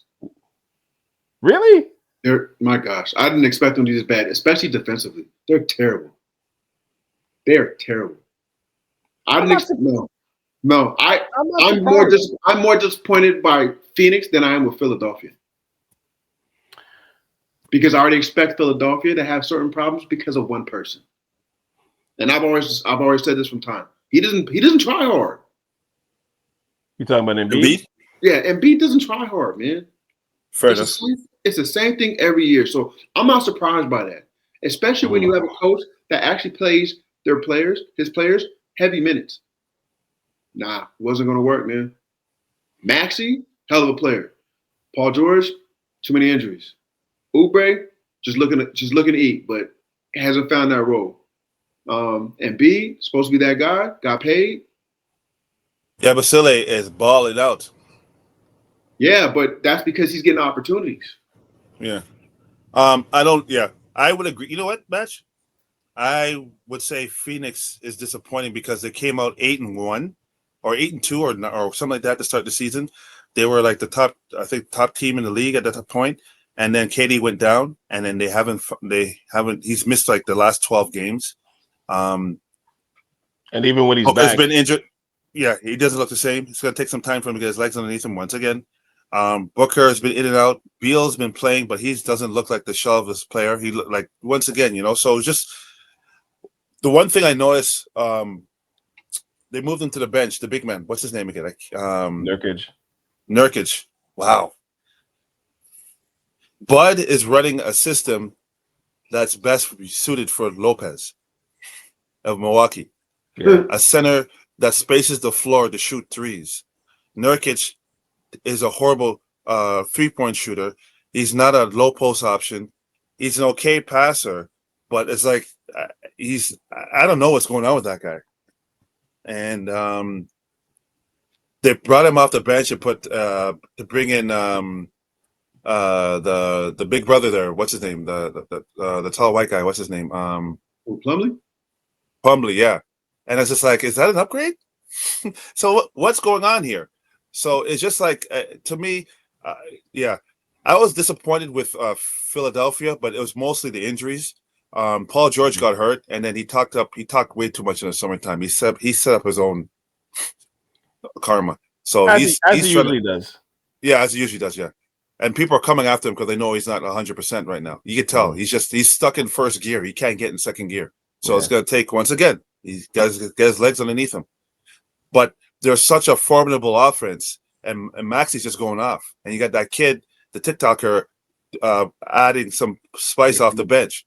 McCain. So it'll be interesting to see. It'll be interesting to see what they could come across. And you never know what with Nurse as a coach, but he does run their players into the ground. He plays them heavy minutes. So that's he's Thibodeau Jr.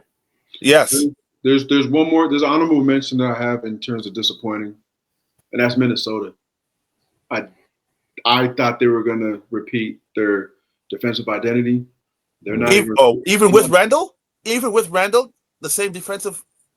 Well, I mean, I don't see Karl Anthony Towns as a defender. That I still see him as more of an offensive player. So I didn't really see that big of a difference in terms of swapping the two. I think Right. what people didn't realize is that Randall is such a bad. Sorry, He's he's a not a ball team stopper. player. He's a ball Yeah, stopper. he's not a team player. So you're getting a selfish player coming into the mold that's not willing to acclimate to what's already there. He's just looking to get, like you said, the Oubre factor, trying to get his numbers. He's just trying to eat. And it's just like, are you trying to win? You've been labeled this your whole career. You're in a situation where you could actually, if you buy into what's going on and use your basketball IQ to what's missing to what the team needs, because they want to give you the ball. You just got to do it within the flow of what they're trying to do. And he's just trying to still do his thing. And it's just, he gets the ball. Gobert is wide open. And I'm not saying Gobert has bricks for hands. We know this. But, you need him to at least give you, if you can get that guy, if that guy can score 10 points, he'll do everything. That's a win. He'll do everything for you after that. That's a win. I think one of the biggest problems right now is these owners have way too much money to spend, or they have too much money that they want. So now you have all these owners that are basing their teams off of pure analytics as opposed to what works best. Some of these trades that we've seen, these pickups, have made no sense whatsoever. Trading Karl Anthony Towns for Julius Randle and DiVincenzo, I would say more so DiVincenzo made sense because now you have somebody coming off the bench that can give you the firepower. Mm. But Julius Randle, that doesn't make sense at all. Gotcha. Yeah. My thing, but they wanted Vincenzo to play the point guard. He's not a point guard. Oh, right? over they who? don't have a over who? Conley was hurt, so they brought him in to play the point, and that's why they picked up Dillingham, though. I know, but he's not. He's not ready yet. He's not ready yet. So that they listen, he's not ready yet. That's what they're playing Vincenzo at the point, and that's why his numbers are. He's not a playmaker. That's so why. Why did you trade up for him?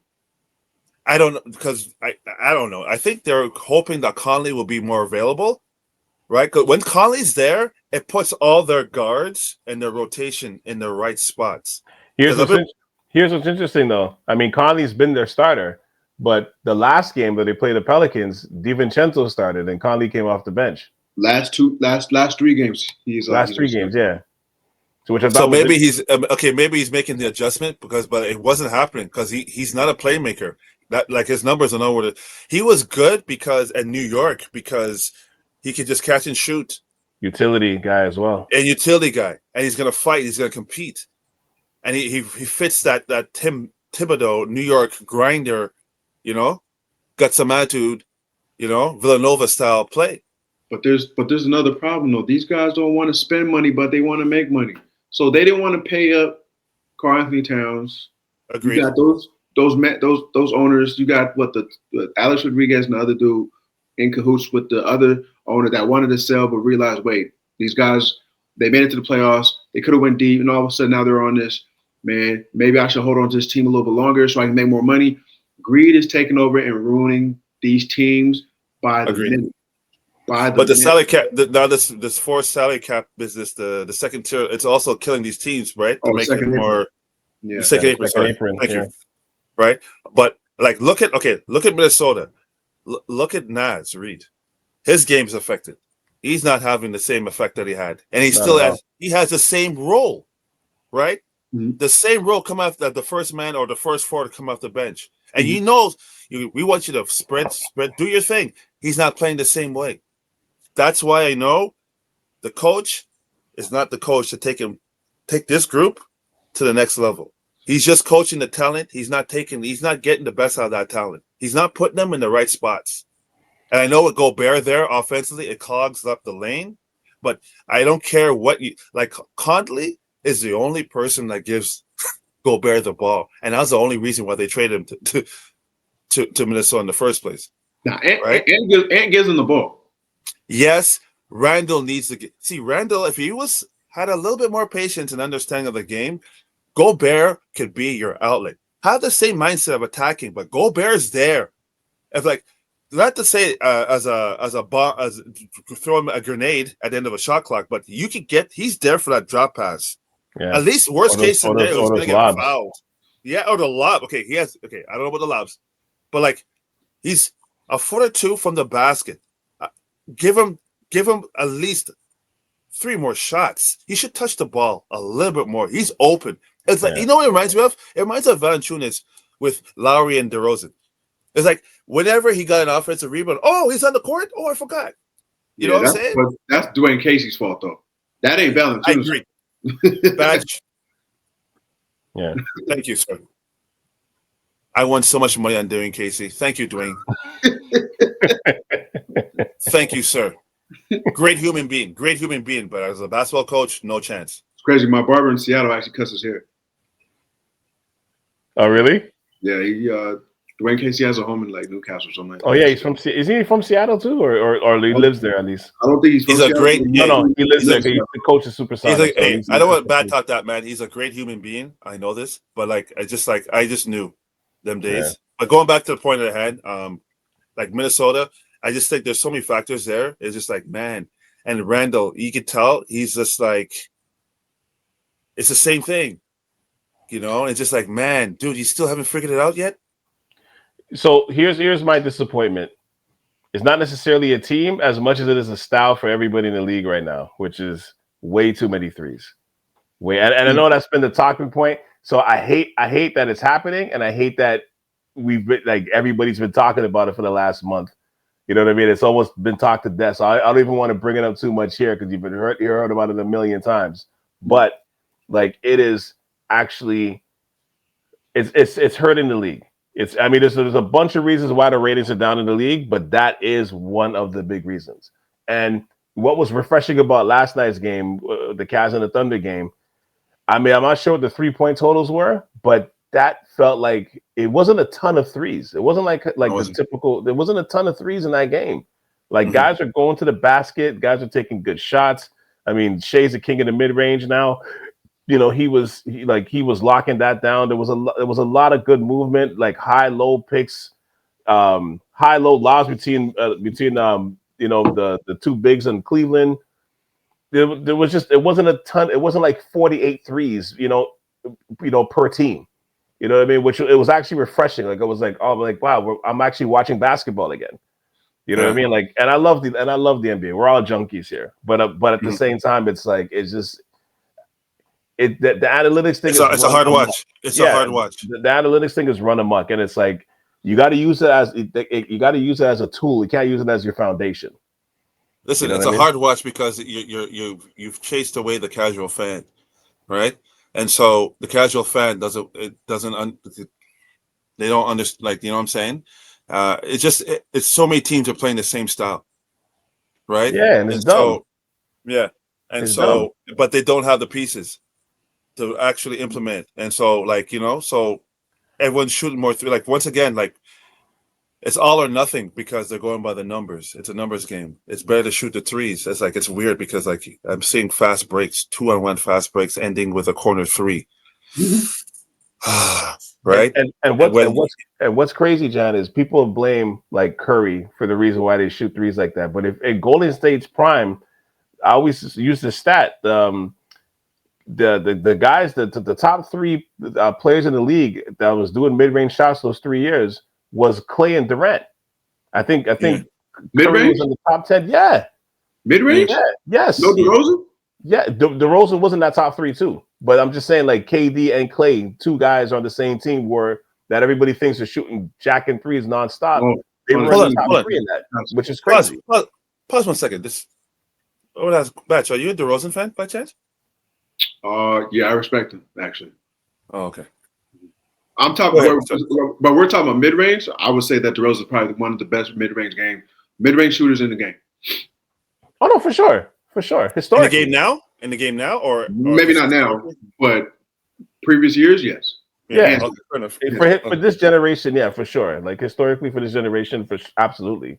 But I'm just saying, like, people blame Curry for that, and it's like, but Curry shoots mid-range shots too. Mm-hmm. Like, you know what I mean? Like everybody's teaching, like even and it's like I said, I mean, that's a whole other podcast. But listen. Okay, people don't. Okay, once again, the game is being missed because Curry shoots a lot of threes, but his game, if you look at like, is all over the court. He's shooting threes. He's beating people off the dribble. He's doing layups. He's finishing well at the basket. It's quite impressive how he's getting all these easy layups. He's using the drive to set up the shot and vice versa. Like what you're supposed to do. Yeah. But he also had Klay Thompson. He also had a good system, and then they revolutionized the game because of how great a shooter those guys were and the system that they had. Right? Everyone tried to implement it because they said, "Oh, this is working. These guys could do it. We could do it. We have a poor man's version of these guys. We could do some level of it, and it's not working." No. And everyone tries to do it. You know. And I think about it. I think that's something to start with the top 5 teams that shoot threes, like shoot the most threes in the league. Only one of them is above 500, which is Boston. Everybody else is like they're lottery teams, but yet like I'm watching Charlotte. I catch some Charlotte games because I do have a guilty pleasure watching LaMelo Ball sometimes, yeah. I do, right? But I thought you were talking about the announcer. He be getting a little too excited sometimes. Him too. Yeah, he'd be crazy. Yeah, I see the highlights there. But at the same time, I'm like, I'm watching LaMelo Ball take 23s. Like there's games you watch, he's 3 for 20 from 3. I'm like, why are you taking 23s, bro? Like, what are you doing? Like I'm not gonna. Okay, realistically speaking, I'm not gonna watch that. No, like I'm not gonna watch that game. Like any team, like you know what I'm saying, like Cleveland, like in OKC, that's a definite watch. Like you know what I'm saying, like you want to get certain teams. Sometimes you're getting disappointed because there's like a 20-point blowout by halftime or the first quarter. Some of these games during the week, so you're wondering, is it a back-to-back or then a long end of a long road trip? So once again, it's just an interesting time. The game is evolving. Times are evolving, and the NBA needs to play a little bit more of a catch-up in the sense of change some things. We're coming up to some new format for the All-Star game, so that should be interesting. But like change. A friend of mine, you always used to say this to me: change isn't always necessarily a bad thing. Some of us don't like it because it forces us to change what we are used to all the time. But the NBA does need change because they're losing viewership and it's going to cost them because they signed that contract, TV deal. And the numbers are pretty much saying that we're reneging on our end of the deal. You know what I'm saying? And listen, Batch, you've heard me say this. So I'm like, at some point, I think it's going to revert back to the mean. And I don't mean it's not going to go back to the 80s and 90s, but I think it's going to revert back to the mean somewhat because I'm like, at the end of the day, you know, again, I'm a fan of The Wire. You got to follow the money. You know what I mean? And at some point, this is costing business. You know what I mean? But is it though? It's for us. We think that, but they don't care about us no more, man. They care about the new generation. Everything's streaming these days. But they got to find out what exactly these young kids really want to see. But actually, it's this three ball. That's all it. You see these players come out on the courts and what they're doing every time. Boom, boom, boom, shooting threes. I'm like, what are you doing? Hit a mid range. They're not. These kids. Yes, they didn't do layups. These kids. Okay, I went to a high school game yesterday, and these kids are not watching the obvious. They're not watching it. They're not watching it. And it's just like, it's interesting. They're not like their favorite player. For example, I asked this kid yesterday, I go, who's your favorite player? He said Kyrie. I go, okay. I go, did you watch his last game? He goes, yeah. I go, you know he's out. He's not even playing. Right? Probably watch it on TikTok. Probably watch the highlights on TikTok. I trapped him. I trapped the kid, right? I said, so what about Kyrie do you like? And I just want to see if he truly understands what does he like about him. And he's just caught up on the hoopla, the flashy stuff. He doesn't understand what it took to get there. You know what I'm saying? Yeah. And that's with the huge disconnect with the game. So just to wrap up, what are your most pleasant points about this season so far? Batch, let's start with you. Orlando. They have all those injuries and they're still in 4th place. That is unbelievable. That's actually unbelievable. Are they really in 4th? Yeah, I guess you're right. No, that is unbelievable. That is unbelievable. They are in 4th place, right? I think he is right. Yeah, that's unbelievable. And I mean, I think they're supposed to be getting back Paulo. He's coming back soon. I know you know that. You keeping tabs on that one. Sure do. I think he's coming back tomorrow. Oh, tomorrow? He'll be back tomorrow. Yeah. Oh wow, that's gonna be interesting because the way he started off the league, he was on a tear, and then they're gonna be a problem in the second half of the season with him and the two brothers, them two German brothers. Wagner's done for the season. What's the Mo's done for the season, but Franz is Mo's done. What happened to him? Tore his ACL. Oh, was ACL? Yeah, his ACL. Hey, that guy don't fear nobody. You know what I want to say? He don't fear nobody. Okay, no. He's a gooder. He's ready to fight each game. But the Wagner brother, the one that's coming back, he's nice.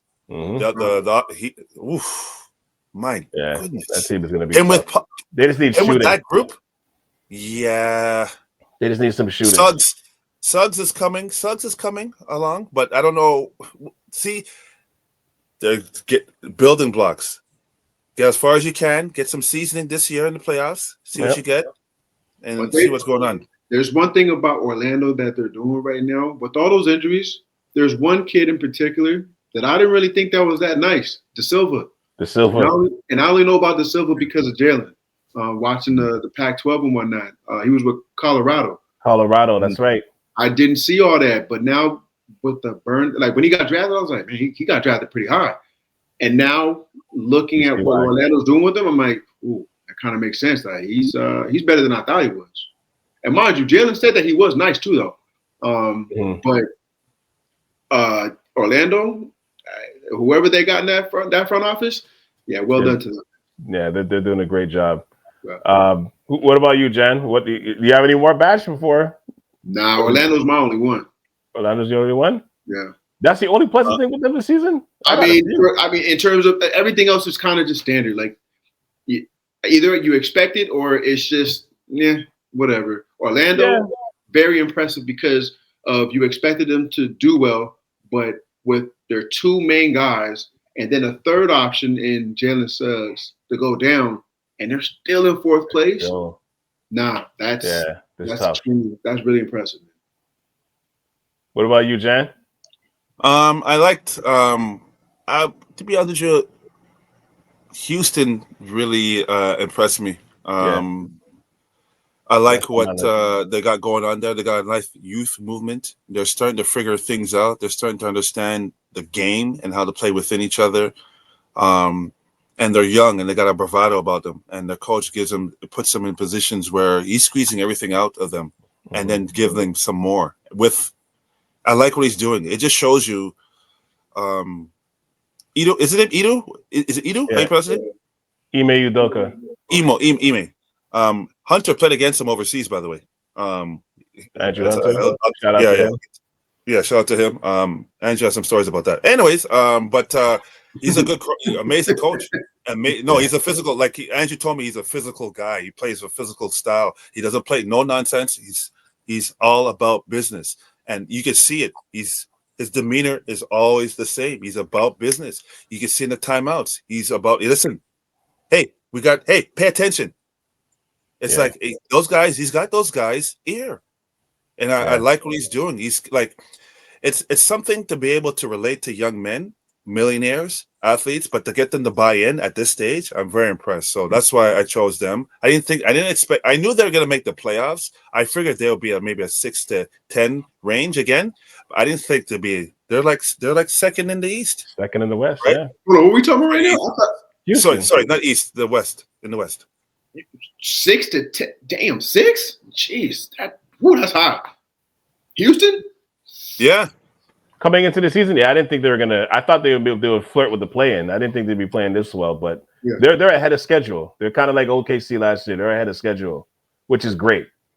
Well, it's early. It's still early. We'll see what we'll see where they're going to be with another 20 more games under their belt from this part of the season.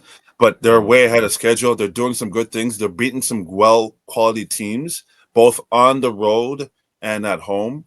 And they got some good pieces there. They also have that leadership that you were speaking of from before earlier in the show. Jeff Green and Fred. I think put those voices in the locker room that keeps those young kids with the coach, with Ime. pretty much in line, especially with Jeff coming off of that win with Denver, being a champion. Mm-hmm. I think his voice in the locker room probably it speaks volumes. Like I think he was a replacement for Boban. I mean, he wasn't a champion. Did he win? Did he get a ring? I don't think he got a ring. But I don't think no. He's just a locker room guy. You always need a locker room guy in there. They basically use Jeff Green to fill that void and say, all right, we'll move you up. We're going to bring in someone a little bit younger, I guess. Hey, he's still jumping, eh? He's still slamming, huh? By the way, he's still slamming. Yeah, I saw some highlights the other day. Yeah. I mean, he got a nice two. He got a nice 2-iron down the lane, and the guy Weekside had a chance to jump, and they said, "Oh, that's Jeff Green. Go ahead, take it." Business decision. Cal, I need you to pull up those. I need to find out where I ranked Houston. I'm not too sure. I think I had them maybe playing, if anything, but I'm not surprised. I'm not surprised where they're at, but I'm gonna check while you're talking. But yes, with Houston, yeah, you know what? You can say that even with managing Jalen Green, that's surprising as well because he was showing a lot of immaturity early in his career, and now they got Porter out of there. We're gonna leave the other stuff out, but on the court, the immaturity he showed a lot of that early in his career, and now he seems to scale that back. And again, who knows who's going to get the praise for that in terms of helping him kind of be that player, but he's still involved in these trade talks. So I feel like if they're going to make that move, if for some reason they go after Jimmy Butler, and they're going to have to trade Jalen Green. Yeah, and by the way, Batch, you had them 12th. Did I? Jeez. Yikes. Oh man, hold on. I swear I put asterisks in some of these things. Did I put the asterisk on that thing? No, not at all. Wow. Not at all. Who did I put ahead of him? Everybody else. Thank you, Kelvin. Thank you for that. I had Houston on that list too. I also have Detroit / Cade. Nope. And sorry, that's not a surprise.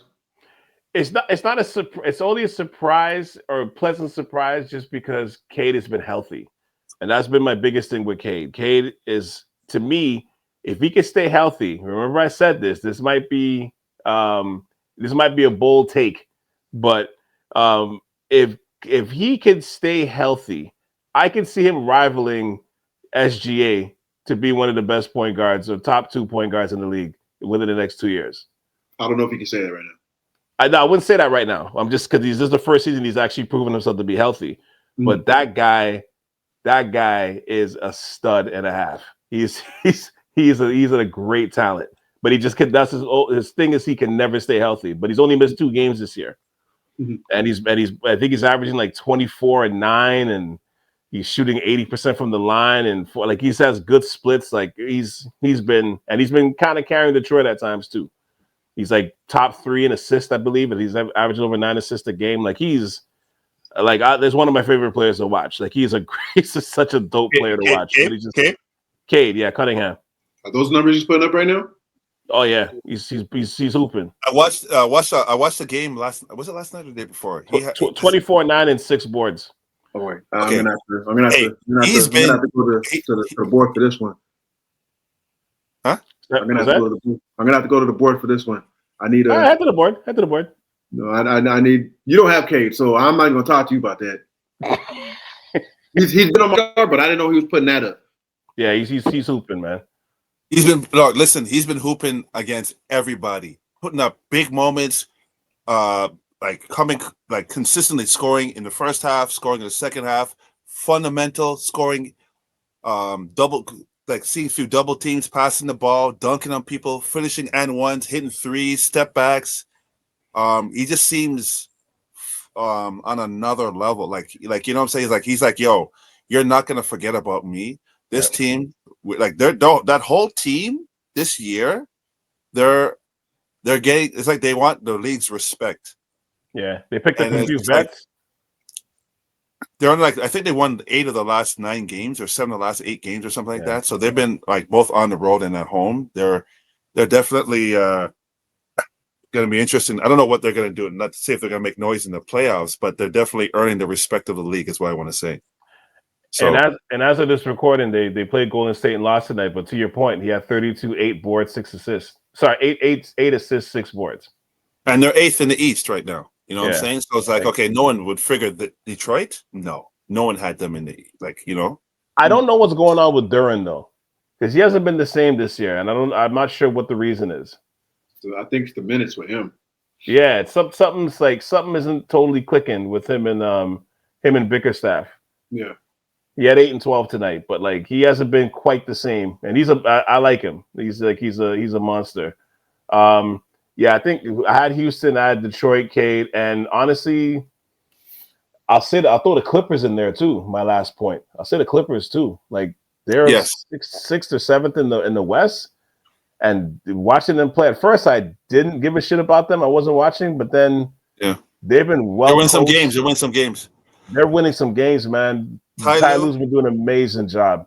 Ty Lue, the renaissance of Harden as a point guard scorer.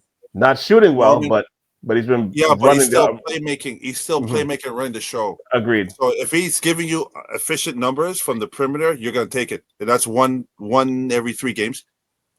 Norman Powell is balling. All-star. Okay, balling. But they have a good rotation. Zubac is consistent, doubles. He's manning the paint, and he's dunking on man every so often. And they got a good, everyone knows their roles. So, yeah, that's a pleasant surprise. And then Kawhi just came back, and it's funny. I watched some videos. Kawhi does no ball handling. They said, no, just go run to the wings and get the ball in the half court. If you watch this version of Kawhi, no ball handling in the open court. Efficient scorer, spot up shooter right now. This is who he is right now until he gets into his flow. Yeah. Right. Don't want him doing too much, and he's still making the shots. He's making the shots, but that shows you how great. He's he's the man. Right. But if they get anything out of him, at least being healthy the rest of the way, they're going to be interesting too. Surprisingly interesting. You know what I mean? They're going to be surprisingly interesting. But I know he's taking some time away from the team because of all the fires that's happening in LA, which is insane. I really was in the dark about that. The Lakers game. Yeah, and they're moving the Vikings and Rams game to Arizona. Yeah, this is a real I've been checking. I'm trying to check on a couple of my people that live out in LA. I haven't heard back from them yet, so I'm hoping they're doing okay. So shout out to everybody over there because I didn't realize it was that crazy. What a time to be alive, eh? All the craziness going on around the world right now. But insane. But brothers, man, thank you for doing this, man. Appreciate y'all for doing this. Hall of Famers and the podcaster. No, man. Thank you for having me. I love talking about ball and hearing different ideas. Batch, man. Thank you, man. You've opened my eyes to a couple topics. You hurt my feelings at the same time. So, yeah, man. I appreciate you, man. I appreciate y'all, man. I try to get people going sometimes, but I think today it was minimized a little bit, so it's okay. Next time, I'm not holding back though. I'm gonna go. Let's try to reconvene in about or at least after the All-Star break. And then and go from there. Not during the All-Star because ain't nobody watching that. I mean, madness. Yeah. Ain't nobody watching that.